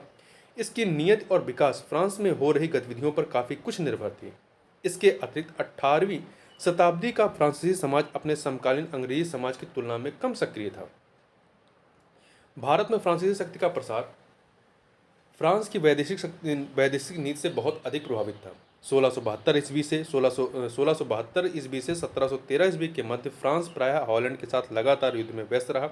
यही वजह है कि 1706 से 1720 ईस्वी की अवधि में भारत में फ्रांसीसी प्रभाव में भारी ह्रास होता है। इसके बाद 1720 ईस्वी में कंपनी का पुनर्गठन होता है तथा 1742 ईस्वी तक पांडिचेरी के गवर्नर लीनो तथा ड्यूमा के कूटनीतिपूर्ण शासन से फ्रांसीसी प्रभुसत्ता की पुनः प्राप्ति होती है। तो गवर्नर लीनो तथा ड्यूमा 1742 ईस्वी तक भारत में फ्रांसीसियों ने अपनी गतिविधियों को व्यापार तक ही केंद्रित रखा, परंतु 1742 ईस्वी के बाद फ्रांसीसियों की नीति में आमूल परिवर्तन हुआ और उन्होंने अपना उद्देश्य साम्राज्यवाद का विस्तार निर्धारित किया। 1742 ईस्वी में डुप्ले की फ्रांसीसी गवर्नर के रूप में नियुक्ति भारत में फ्रांसीसी व्यापार के इतिहास में एक नया अध्याय की शुरुआत थी। इसके बाद अंग्रेजों और फ्रांसीसियों के मध्य 3 कर्नाटक युद्ध हुए, जिनमें अंतिम हार फ्रांसीसियों की होती है। तो यहाँ ध्यान रखिएगा, डुप्ले फ्रांसीसी गवर्नर बनकर कब आता, 1742 में। सर्वोच्चता हेतु आंग्ल फ्रांसीसी संघर्ष की बात करें तो देखिए 17वीं शताब्दी के अंत तक अंग्रेजों ने पुर्तगाली और डच प्रतिद्वंदियों को समाप्त कर दिया, लेकिन 18वीं शताब्दी में फ्रांस एक नया प्रतिद्वंदी बनकर सामने आया। 17वीं शताब्दी के उत्तरार्ध में 1668 ईस्वी में फ्रांसीसियों ने सूरत में अपनी पहली व्यापारिक कोठी स्थापित करने में सफलता पाई थी। 1690-92 के दौरान उन्होंने कलकत्ता में भी व्यापारिक केंद्र स्थापित कर लिया। 18वीं शताब्दी के आरंभिक 2 वर्षों में फ्रांसीसी कंपनी के व्यापार में काफ़ी प्रगति हुई। 18वीं शताब्दी के आरंभिक 2 वर्षों में फ्रांसीसी कंपनी के व्यापार में काफ़ी प्रगति हुई। फ्रेंच ईस्ट इंडिया कंपनी तथा ईस्ट इंडिया कंपनी के बीच, फ्रेंच ईस्ट इंडिया कंपनी तथा ईस्ट इंडिया कंपनी जो कि इंग्लैंड वाली थी के बीच संघर्ष का मुख्य कारण व्यापार में एकाधिकार एवं राजनीतिक नियंत्रण था। यद्यपि आरंभ में फ्रेंच ईस्ट इंडिया कंपनी का मूल उद्देश्य था वो व्यापार मात्र था, तथा 1742 में पौंडीचेरी के गवर्नर पद पर डुप्ले की नियुक्ति के साथ ही उसके राजनीतिक उद्देश्य भी सामने आने लगे। 1746 ईस्वी में फ्रांसीसियों ने मद्रास पर कब्जा कर लिया। तत्कालीन भारत का स्वरूप एकीकृत न होकर स्थानीय क्षेत्रों में विभक्त था। इस स्थिति का लाभ सभी यूरोपीय कंपनियों को हुआ। दक्षिणी क्षेत्रों में विशेषकर कर्नाटक, मद्रास तथा पौंडीचेरी में राजनीतिक अनिश्चितता कायम थी। 1740 ईस्वी में यूरोप में ऑस्ट्रिया जो देश है, ऑस्ट्रियाई उत्तराधिकार का युद्ध फ्रांस एवं इंग्लैंड के परस्पर संघर्ष का समय रहा। उस युद्ध में इंग्लैंड का विशेष ध्यान ऑस्ट्रिया की ओर था, इसलिए उनका कोई जहाजी बेड़ा मद्रास के समुद्री तट पर तैनात नहीं था, लेकिन वहां फ्रांसीसी जहाजी बेड़ा उपस्थित था। इस स्थिति का फ्रांसीसियों ने पूरा लाभ उठाया और मद्रास पर कब्जा कर लिया। 2 वर्ष बाद यूरोप में अंग्रेजों और फ्रांसीसियों के बीच युद्ध की समाप्ति एक्स ला सापेल की संधि के साथ होती है। ध्यान रखिएगा, यूरोप में अंग्रेजों और फ्रांसीसियों के बीच युद्ध की समाप्ति किस संधि से होती है? तो एक्स ला सापेल की संधि से होती है। इस संधि के अनुसार मद्रास ईस्ट इंडिया कंपनी को लौटा दिया, क्योंकि पहले ही ईस्ट इंडिया कंपनी का था, उस पर फ्रांसीसियों ने कब्जा किया और फिर से इस संधि के बाद लौटा दिया गया। 1740 से 1765 ईस्वी के बीच अंग्रेजों और फ्रांसीसियों के बीच युद्ध चलता रहा। 40 से 65 के बीच में कर्नाटक जो है वो दक्कन के सूबेदार के अधीन एक प्रांत था, जिसका शासन नवाब के हाथों में था। व्यापारिक अधिकार के लिए अंग्रेजों और फ्रांसीसियों के बीच जो है 3 युद्ध होते हैं। ये 3 कर्नाटक युद्ध देखते हैं। प्रथम कर्नाटक युद्ध जो है 1740 से 1748, सन याद रखिएगा, कई बार मिलान करने के लिए पूछता है। 1740 से 1748 ईस्वी, यह युद्ध 1740 ईस्वी से 1748 के बीच लड़ा गया। युद्ध में प्रत्यक्ष रूप से कर्नाटक के नवाब पद के उत्तराधिकार का संघर्ष दृष्टिगोचर हो रहा था, परंतु अप्रत्यक्ष रूप से इसमें ब्रिटिश ईस्ट इंडिया कंपनी और फ्रेंच ईस्ट इंडिया कंपनी की शक्तियां लड़ रही थीं। इस युद्ध में फ्रांसीसी शक्ति पूरे समय तक हावी रही, परंतु आपसी मनमुटाव कारण वे लाभ उठाने में असमर्थ रहे। अंग्रेजों तथा फ्रांसीसियों की व्यापारिक प्रतिद्वंद्विता ही इस युद्ध का प्रमुख कारण था, क्योंकि दोनों कंपनियां एक दूसरे के व्यापार को हानि पहुंचाकर अधिक से अधिक लाभ उठाने की कोशिश कर रही थीं। 1740 ईस्वी में ऑस्ट्रिया का उत्तराधिकार का युद्ध शुरू होता है। ठीक है, इस युद्ध का प्रभाव भारत में भी अंग्रेजों फ्रांसीसियों पर हुआ। चूंकि यूरोप में अंग्रेजों फ्रांसीसी आपस में लड़ रहे थे, इसलिए भारत में भी वो लड़ने लगे। ऑस्ट्रिया के उत्तराधिकार के युद्ध का समाचार जिस समय भारत पहुंचा, उस समय पौंडीचेरी का फ्रांसीसी गवर्नर डुप्ले था और मद्रास का अंग्रेज गवर्नर मोर्स था। तो ध्यान रखिएगा, उस समय पौंडीचेरी पर फ्रांसीसियों का कब्जा था और मद्रास पर अंग्रेजों का कब्जा था। मद्रास तथा पौंडीचेरी के बंदरगाह कर्नाटक राज्य में आते थे। दोनों ही, ध्यान रखिएगा, दोनों ही जो है कर्नाटक राज्य के हिस्सा थे। डुप्ले ने कर्नाटक के नवाब अनरुद्दीन से निवेदन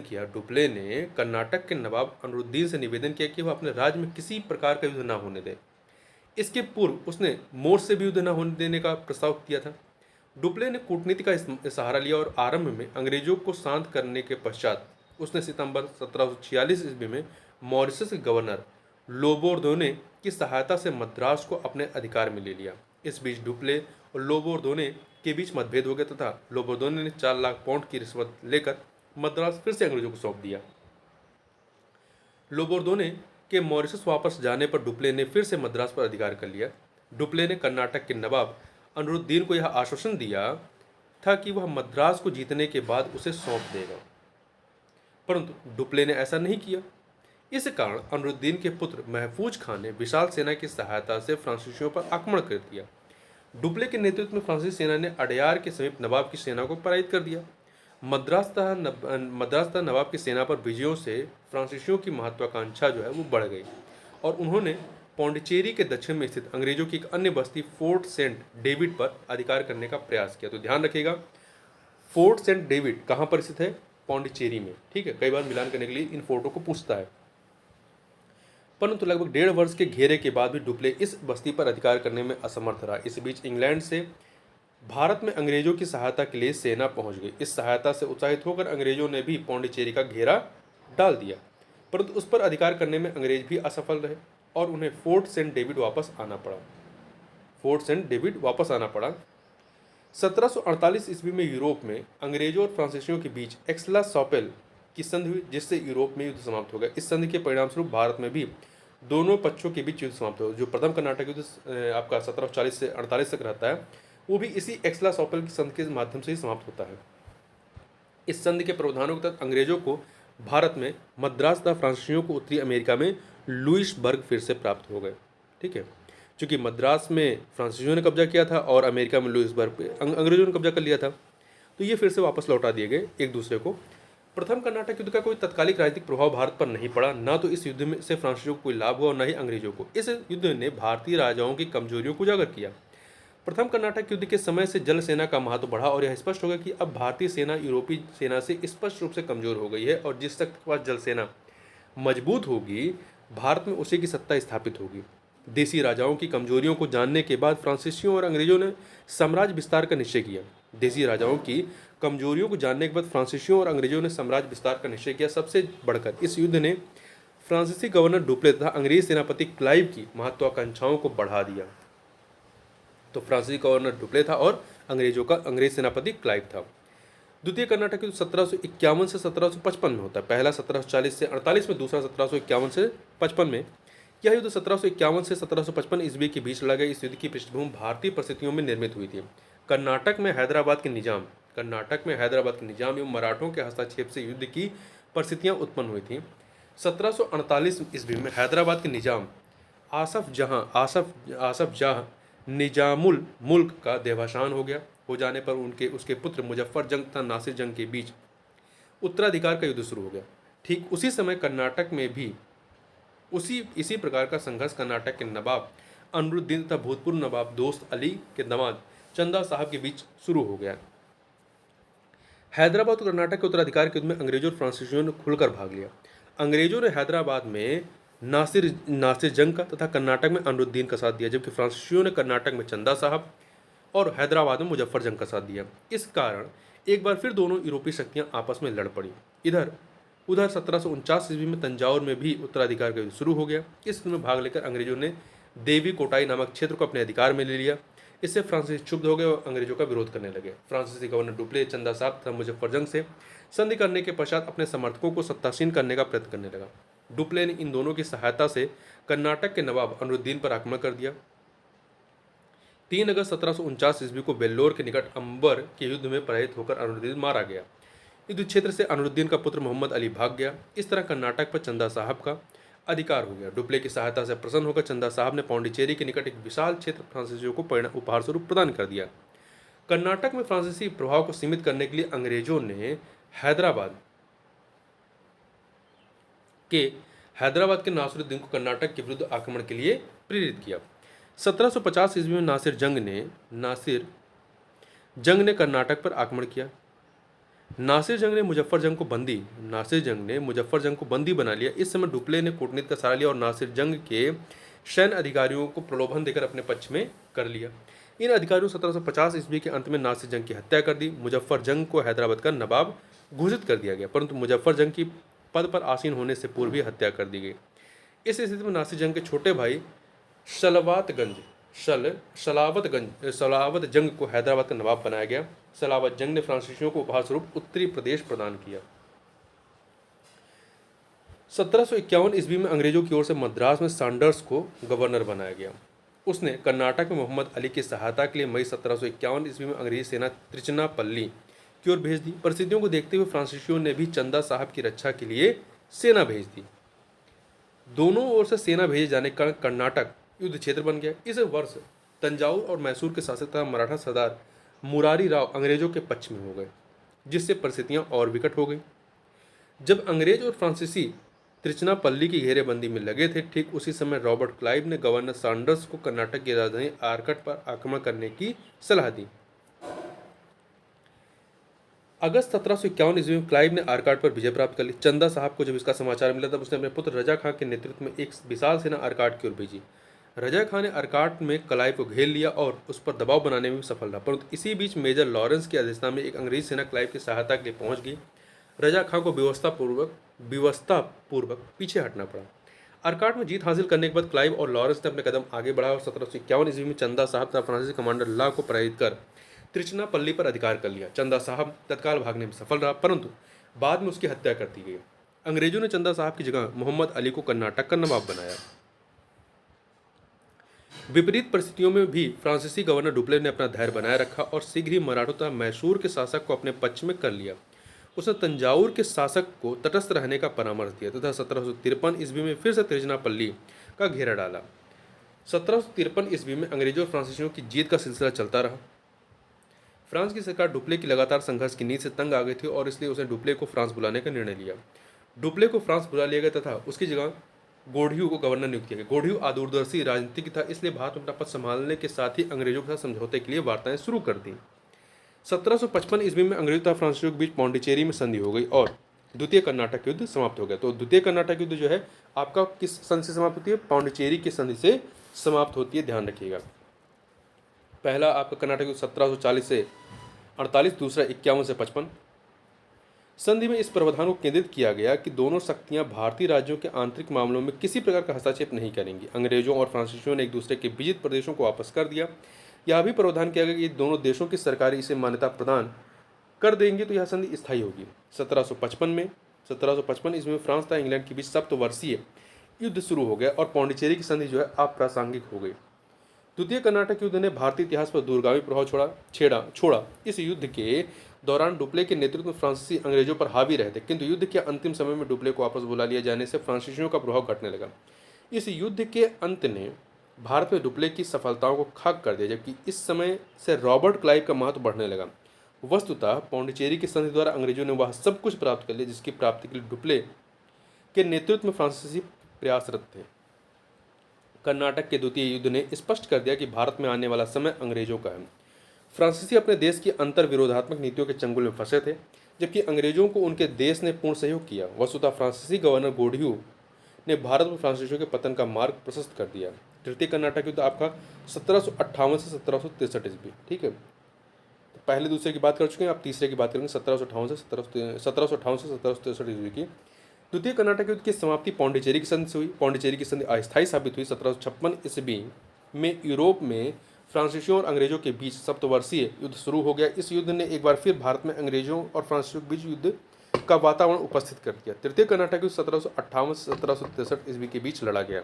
भारत में अंग्रेजों के बढ़ते वर्चस्व को रोकने के लिए फ्रांसीसी सरकार ने सेनापति काउंट डी लाली को विशाल सेना के साथ भारत भेजा। लाली अप्रैल 1758 ईस्वी में भारत पहुंचा। जब तक वह भारत पहुंचता तब तक अंग्रेजों ने बंगाल पर अपना आधिपत्य स्थापित कर लिया था। बंगाल विजय से अंग्रेजों की स्थिति सुदृढ़ हो चुकी थी। 1757 में रॉबर्ट क्लाइव ने वाटसन के सहयोग से बंगाल में फ्रांसीसियों की महत्वपूर्ण बस्ती चंदनगर पर भी अधिकार कर लिया था। इसी वर्ष अंग्रेजों ने प्लासी के युद्ध में 1757 का प्लासी के युद्ध में विजय प्राप्त कर बंगाल पर अपना प्रभुत्व स्थापित कर लिया था। लाली ने जो फ्रांसीसी सेनापति था, लाली ने भारत में आने के बाद सबसे पहले अंग्रेजों की बस्ती फोर्ट सेंट डेविड पर घेरा डाला और जून 1758 में उस पर कब्जा कर लिया। फोर्ट सेंट डेविड को जीतने के बाद लाली ने तंजावुर का घेरा डाला। यह घेरा बहुत लंबे समय तक रहा, जिसका पूरा फायदा अंग्रेजों ने उठाया। अंग्रेजों ने एक सैनिक टुकड़ी बंगाल से तंजावुर की ओर भेजी। बाद में लाली को मजबूरीवश तंजावुर पर से घेरा उठाना पड़ा और इससे फ्रांसीसियों के प्रभाव में कमी आई। तंजावुर से खाली हाथ लौटने के बाद लाली ने मद्रास पर घेरा डालने का निर्णय लिया। इसके लिए उसने हैदराबाद के गवर्नर बुशी को सहयोग के लिए बुलाया। बुशी के हैदराबाद छोड़ने पर अंग्रेजों को लाभ हुआ। अंग्रेज कर्नल फोर्ड ने उत्तरी सरकार पर अधिकार कर लिया और भयवश हैदराबाद का शासक सलावत जंग भी अंग्रेजों के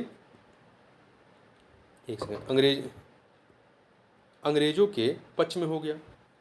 फ्रांसीसी मद्रास का घेरा डालने में तो सफल है, परंतु बाद में खाली हाथ ही यहाँ का घेरा भी उठाना पड़ा। मद्रास के घेरे के एक वर्ष बाद तक अंग्रेजों तथा फ्रांसीसियों के बीच छोटी मोटी झड़पें होती रहीं, जिससे फ्रांसीसियों का प्रभाव दिन पर दिन घटता गया। 1759 ईस्वी में अंग्रेजी सेनानायक कुक एक विशाल सेना के साथ मद्रास पहुंचा। 1760 ईस्वी में मद्रास तथा पौंडीचेरी के बीच स्थित वाड़ीवास नामक स्थान में अंग्रेजी सेना ने फ्रांसीसी सेना को बुरी तरह पराजित किया। फ्रांसीसी सेनापति बुशी बंदी बना लिया गया। वस्तुतः वाड़ीवास के युद्ध ने भारत में फ्रांसीसियों के भाग का अंत कर दिया। किस युद्ध ने? वाड़ीवास के युद्ध ने। 1763 ईस्वी में यूरोप में फ्रांसीसियों और अंग्रेजों के बीच पेरिस की संधि हो गई।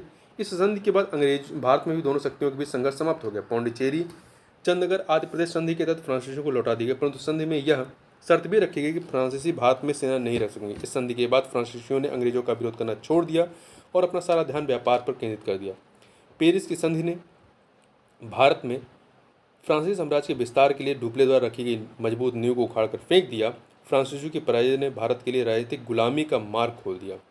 पुर्तगालियों डचों को पराजित करने के बाद फ्रांसीसियों को हराकर अंग्रेजों ने अपना एक छत्र राज्य स्थापित कर लिया यहाँ पर, ठीक है।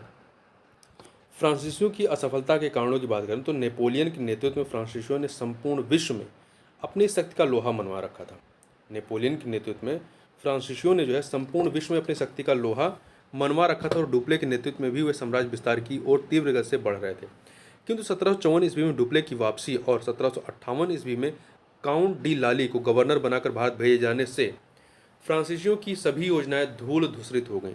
डुप्ले ने लगातार संघर्ष और अपनी कूटनीतिक सूझ के द्वारा भारत में फ्रांसीसियों के अनुकूल जिस वातावरण का निर्माण किया था उसे उसके देश के ही आयोग अधिकारियों ने प्रतिकूल बना दिया। द्वितीय कर्नाटक युद्ध के बाद डुप्ले की वापसी के कारण रॉबर्ट क्लाइव के नेतृत्व में अंग्रेजों के प्रभाव में नियमित रूप से वृद्धि होने लगी। लाली की अधूरदस्तापूर्ण नीति ने फ्रांसीसियों को उन गतिविधियों की ओर प्रेरित किया जिनसे भारत में उनकी राजनीतिक शक्ति पूर्ण रूप से प्रतिबंधित हो गई। भारत में फ्रांसीसियों की पराजय तथा असफलता के लिए अनेक कारण छोटे और बड़े स्तर पर उत्तरदायी थे। इन्हीं कारणों की चर्चा यहाँ पर हम करेंगे। तो ये पॉइंट आपके लिए महत्वपूर्ण है, मेंस और प्री दोनों के लिए, याद रखिएगा। पहला कारण क्या था? अंग्रेजों की व्यापारिक तथा आर्थिक श्रेष्ठता। अंग्रेजों की सफलता का कारण यह था कि फ्रांसीसियों की तुलना में उनकी कंपनी आर्थिक दृष्टि से अधिक सुदृढ़ थी। फ्रांसीसियों की तुलना में अंग्रेजों ने 1736 से 1756 ईस्वी के बीच लगभग 2.5 गुना अधिक व्यापार किया। युद्ध होने की स्थिति में अंग्रेजों ने अपना पूरा ध्यान व्यापार पर केंद्रित रखा। युद्ध होने की स्थिति में भी अंग्रेजों ने अपना पूरा ध्यान व्यापार पर केंद्रित रखा, जिससे उनकी आर्थिक स्थिति जो है कमजोर नहीं हुई। कंपनी के स्वरूप की बात करें, दूसरा जो कारण था कंपनी के स्वरूप का। फ्रांसीसी कंपनी एक सरकारी संस्था थी, जबकि अंग्रेजी कंपनी एक प्राइवेट कंपनी थी। इसका प्रभाव यह पड़ा कि फ्रांसीसी कंपनी के कर्मचारियों में लगन एवं निष्ठा की कमी थी। फ्रांसीसी कंपनी को ब्याज एक निश्चित दर पर प्राप्त होता था, इसलिए वह भी कंपनी के कार्यों में अधिक रुचि नहीं लेते थे। फ्रांसीसी कंपनी पर सरकार की नीतियों का प्रत्यक्ष प्रभाव पड़ता था, जबकि अंग्रेज कंपनी का स्वरूप निजी होने के कारण उस पर सरकारी निर्णयों का विशेष प्रभाव नहीं पड़ता था। तीसरा कारण, अंग्रेजों की बंगाल विजय। बंगाल पर विजय प्राप्त कर लेने के बाद अंग्रेजों की प्रतिष्ठा तो बढ़ी, साथ ही उसे बंगाल का अपार धन एवं जनशक्ति भी प्राप्त हुई। बंगाल से प्राप्त होने वाली आय का प्रयोग वे मद्रास के युद्ध में करते थे। फ्रांसीसियों के पास बंगाल जैसा कोई प्रदेश नहीं था तथा वे दक्षिण तक ही सीमित थे। यद्यपि डुप्ले ने भारत के दक्षिणी भाग को प्रमुख व्यापारिक केंद्र बनाने का प्रयत्न किया तथा बंगाल की खोज के रूप में क्लाइव ने डुप्ले की नीति को विफल कर दिया। चौथा रीजन, डुप्ले की फ्रांस वापसी। फ्रांसीसियों की सफलता का एक मुख्य कारण बना फ्रांस सरकार ने गलत निर्णय के द्वारा 1754 ईस्वी में डुप्ले को वापस बुला लिया। यदि वह भारत में कुछ दिनों तक और टिक जाता तो संभवतः फ्रांसीसियों की स्थिति सुधर जाती। डुप्ले की वापसी के बाद फ्रांसीसियों का वर्चस्व समाप्त होना तय हो गया, क्योंकि भारतीय परिवेश की जितनी जानकारी उसे थी उतनी लाली को नहीं थी। पांचवा, लाली की अदूरदस्ता। डुप्ले की वापसी के बाद जब काउंट डी लाली को फ्रांसीसी प्रतिनिधि बनाकर भारत भेजा गया तब फ्रांसीसी अधिकारियों में परस्पर सहयोग की भावना कम हो गई। लाली एक क्रोधी, अदूरदर्शी और कटुभाषी व्यक्ति था, इसलिए उसके नेतृत्व में फ्रांसीसी अधिकारियों ने पूर्ण निष्ठा नहीं दिखाई। छठा, विलियम पिट की नीति। इंग्लैंड का युद्ध मंत्री जो विलियम पिट था एक कूटनीतिज्ञ था। उसने यूरोप में फ्रांस के विरुद्ध ऐसे अभियान छेड़े जिसमें उलझने के बाद वह भारत में अपनी स्थिति को नियंत्रण में नहीं रख सका। सातवां, यूरोपीय राजनीति। भारत में आंग्ल फ्रांसीसी संघर्ष के दौरान फ्रांस यूरोप के अनेक देशों के साथ युद्ध में उलझा हुआ था। इंग्लैंड इन युद्धों से बचा रहा क्योंकि यह एक पृथक द्वीप के रूप में स्थित है। यदि आप मैप देखेंगे तो फ्रांस जो है वो मेन जो यूरोप का लैंड है उससे जुड़ा हुआ, जबकि इंग्लैंड जो है एक अलग द्वीप में है ये, ठीक है। तो अंग्रेजों ने इस बीच भारत में अपनी स्थिति मजबूत कर ली जब फ्रांस जो है अन्य देशों के साथ युद्ध में उलझा हुआ था। आठवां है अंग्रेजों में परस्पर सहयोग की भावना। अंग्रेज अधिकारियों तथा सेनापतियों में योग्यता के साथ साथ पारस्परिक सहयोग की भावना भी विद्यमान थी। उन्होंने इसी एकता के बल पर फ्रांसीसियों को मात दी, जबकि फ्रांसीसियों में नेतृत्व का मुद्दा और एकता का भाव अंग्रेजों के लिए लाभदायक सिद्ध हुआ। नौवां, फ्रांसीसी जल सेना का कमजोर होना। अंग्रेजों के पास बड़ी जल सेना थी तथा जल शक्ति के अन्य साधन भी पर्याप्त मात्रा में उपलब्ध थे। इनका लगभग सभी जल मार्गों पर वर्चस्व था, जिससे व्यापारिक लाभ के साथ साथ उन्हें सामरिक लाभ भी प्राप्त हुआ। डॉलवेल के अनुसार समुद्री शक्ति का प्रभाव ही मुख्य कारण था जो अंग्रेजी सफलता का कारण बना। यद्यपि फ्रांसीसियों के पास थल सेना की प्रचुरता थी तथा जल सेना के अभाव में वह निरर्थक एवं नाकामयाब साबित हुई। निष्कर्षतः भारत में आंग्ल फ्रांसीसी संघर्ष के परिणाम स्वरूप फ्रांसीसियों की पराजय के कारण आर्थिक, राजनीतिक और सामरिक तीनों ही थे। इन सभी परिप्रेक्ष्यों में अंग्रेजी शक्ति फ्रांसीसियों की तुलना में प्रभावशाली थी। तो ये तो इनके पतन के या हार के कारण थे। अब हम कुछ अन्य चीज़ों की बात करें। यह हम आगे बढ़ने से पहले भारत में डुप्ले के उत्थान एवं पतन के बारे में बात कर लेते हैं। तो देखिए, जोसेफ फ्रांसिस डुप्ले 1697 में जन्मा इंडीज कंपनी के धनवान महानिदेशक का पुत्र था। डुप्ले को 1720 में अपने पिता के प्रभाव के आधार पर पौंडीचेरी में एक ऊंचा पद प्राप्त हुआ। उसने निजी व्यापार के माध्यम से पौंडीचेरी में काफ़ी धन अर्जित किया। बाद में उसे फ्रांसीसी कंपनी में नौकरी करने की अनुमति मिली। दिसंबर 1726 में उससे फ्रांसीसी कंपनी के संविधान में व्यापक बदलाव के कारण निलंबित कर दिया गया, जिससे कुछ शंकाएं भी उत्पन्न हुई। 1730 में डुप्ले अपना मुकदमा जीत गया और उसे क्षतिपूर्ति के रूप में चंडीगढ़ का गवर्नर नियुक्त किया गया। 1741 में उसे भारत में फ्रांसीसी कॉलोनियों का महानिदेशक नियुक्त किया गया। बाद में उसे मुगल बादशाह द्वारा नवाब की उपाधि प्रदान की गई। ध्यान रखिएगा, मुगल बादशाह के द्वारा नवाब की उपाधि जो है डुप्ले को प्रदान की गई थी। इतिहासकारों के अनुसार डुप्ले में व्यापक दृष्टि के साथ साथ राजनीतिक अंतर्दृष्टि के अतिरिक्त एक प्रशासक, एक राजनयिक और एक नेता के गुण मौजूद थे।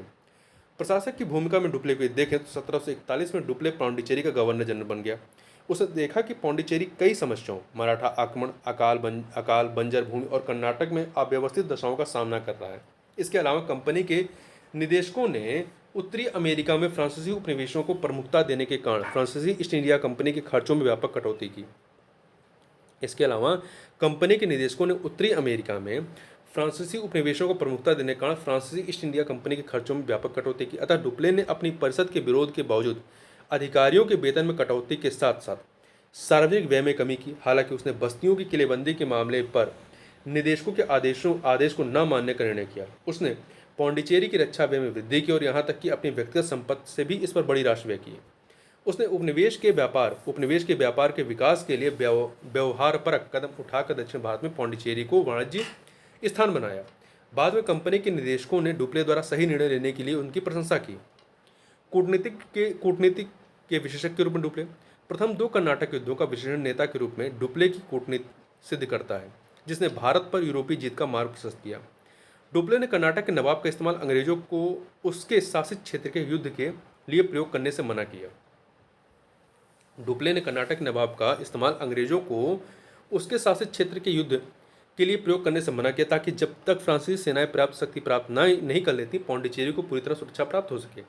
इसके बदले में नवाब को अंग्रेजों की हार के पश्चात मद्रास सौंपने का वचन दिया गया, लेकिन डुप्ले ने अपनी कूटनीति का इस्तेमाल करते हुए नवाब को मद्रास नहीं दिया और सेंट थॉम में उसे पराजित किया। डुप्ले ने इतिहास से उदाहरण देकर कि विशिष्ट परिस्थितियों में किए गए वादे कभी भी निभाए नहीं गए, एडमिरल ला बार्दोनोइस को अंग्रेजों से किए गए वादे को तोड़ने के लिए राजी किया। डुप्ले प्रथम यूरोपीय था जिसने भारतीय शासकों के आंतरिक राजनीति में हस्तक्षेप किया। उसने हैदराबाद के लिए मुजफ्फरजंग और कर्नाटक के चंदा साहिब का समर्थन किया और वे सफल हुए, जिसके बदले में उन्होंने डुप्ले को कई सारी छूट प्रदान की। डुप्ले ने वास्तव में भारत में सहायक संधि की प्रथा को स्थापित किया। उसने हैदराबाद में सूबेदार के खर्च पर फ्रांसीसी सेना भी रखा।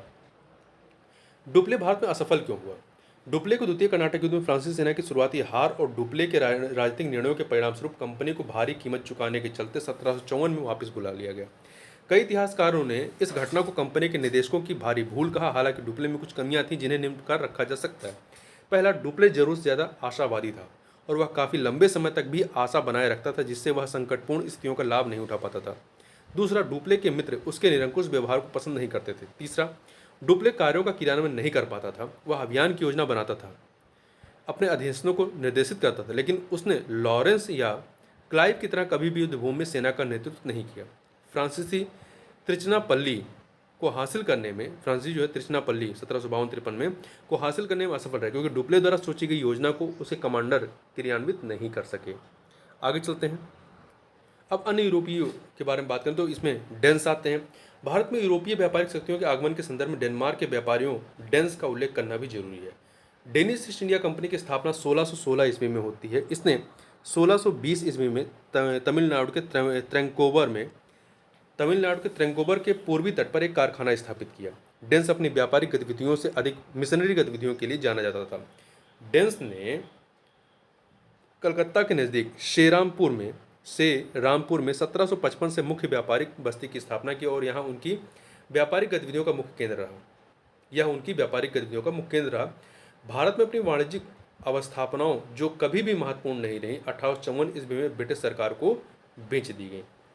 यूरोपीय व्यापार की संरचना और तरीकों की बात करें तो जब यूरोपीय औपनिवेशिक शक्तियों ने भारत से व्यापार करना शुरू किया तो उनके सामने एक ही समस्या थी कि भारत से लाए गए सामान के बदले भारत को किस चीज़ की आपूर्ति की जाए। उन्हें वित्तीयन की समस्या और एशिया के साथ प्रतिकूल व्यापार संतुलन की समस्या से जूझना पड़ा।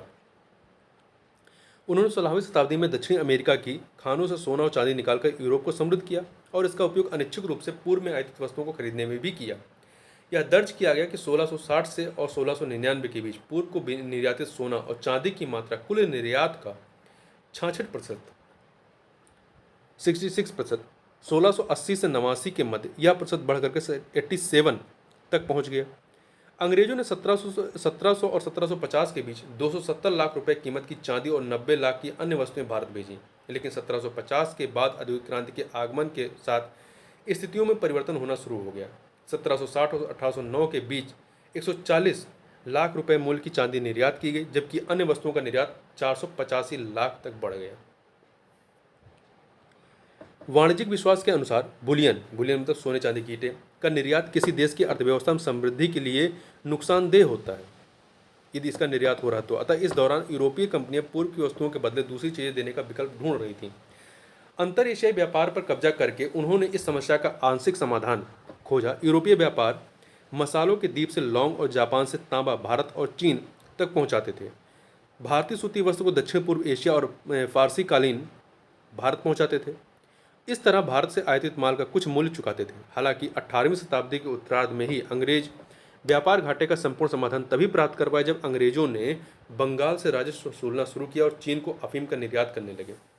16वीं और 17वीं शताब्दी के दौरान यूरोपीय कंपनियां एशिया से लाई गई वस्तुओं की यूरोप, अफ्रीका, अमेरिका महाद्वीप और मध्य पूर्व के बाजारों में बिक्री से भारी मुनाफा कमाते थे।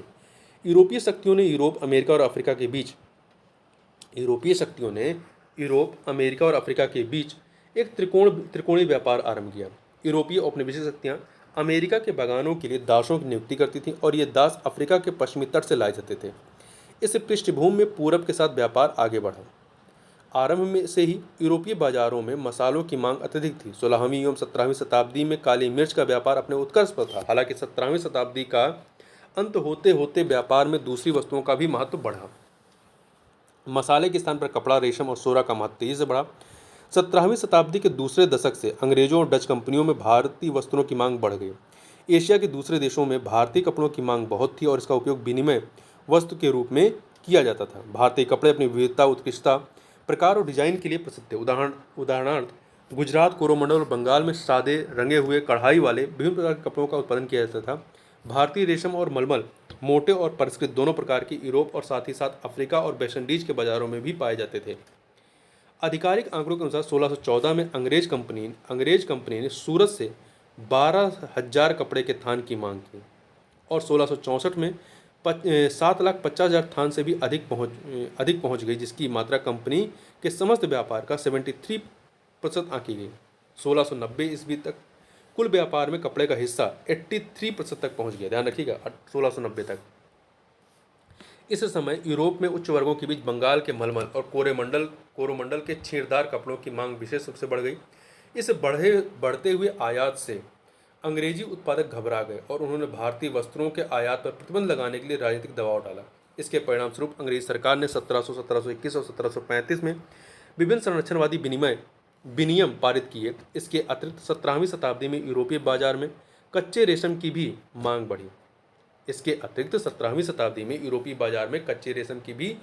बढ़ी। फ्रांसीसियों और अंग्रेजों द्वारा सॉल्टपीटर, सोरा, जिसका उपयोग बारूद बनाने में किया जाता था, की बेतहाशा मांग की गई। ये आपका बिहार से आता था। इसके अतिरिक्त एक महत्वपूर्ण कच्चा माल होते हुए सोरा भारी वस्तु होने के कारण इसका उपयोग जहाजों को संतुलित करने के लिए भी किया जा सकता था। पटना सोरे के व्यापार का एक प्रमुख केंद्र के रूप में उभरा।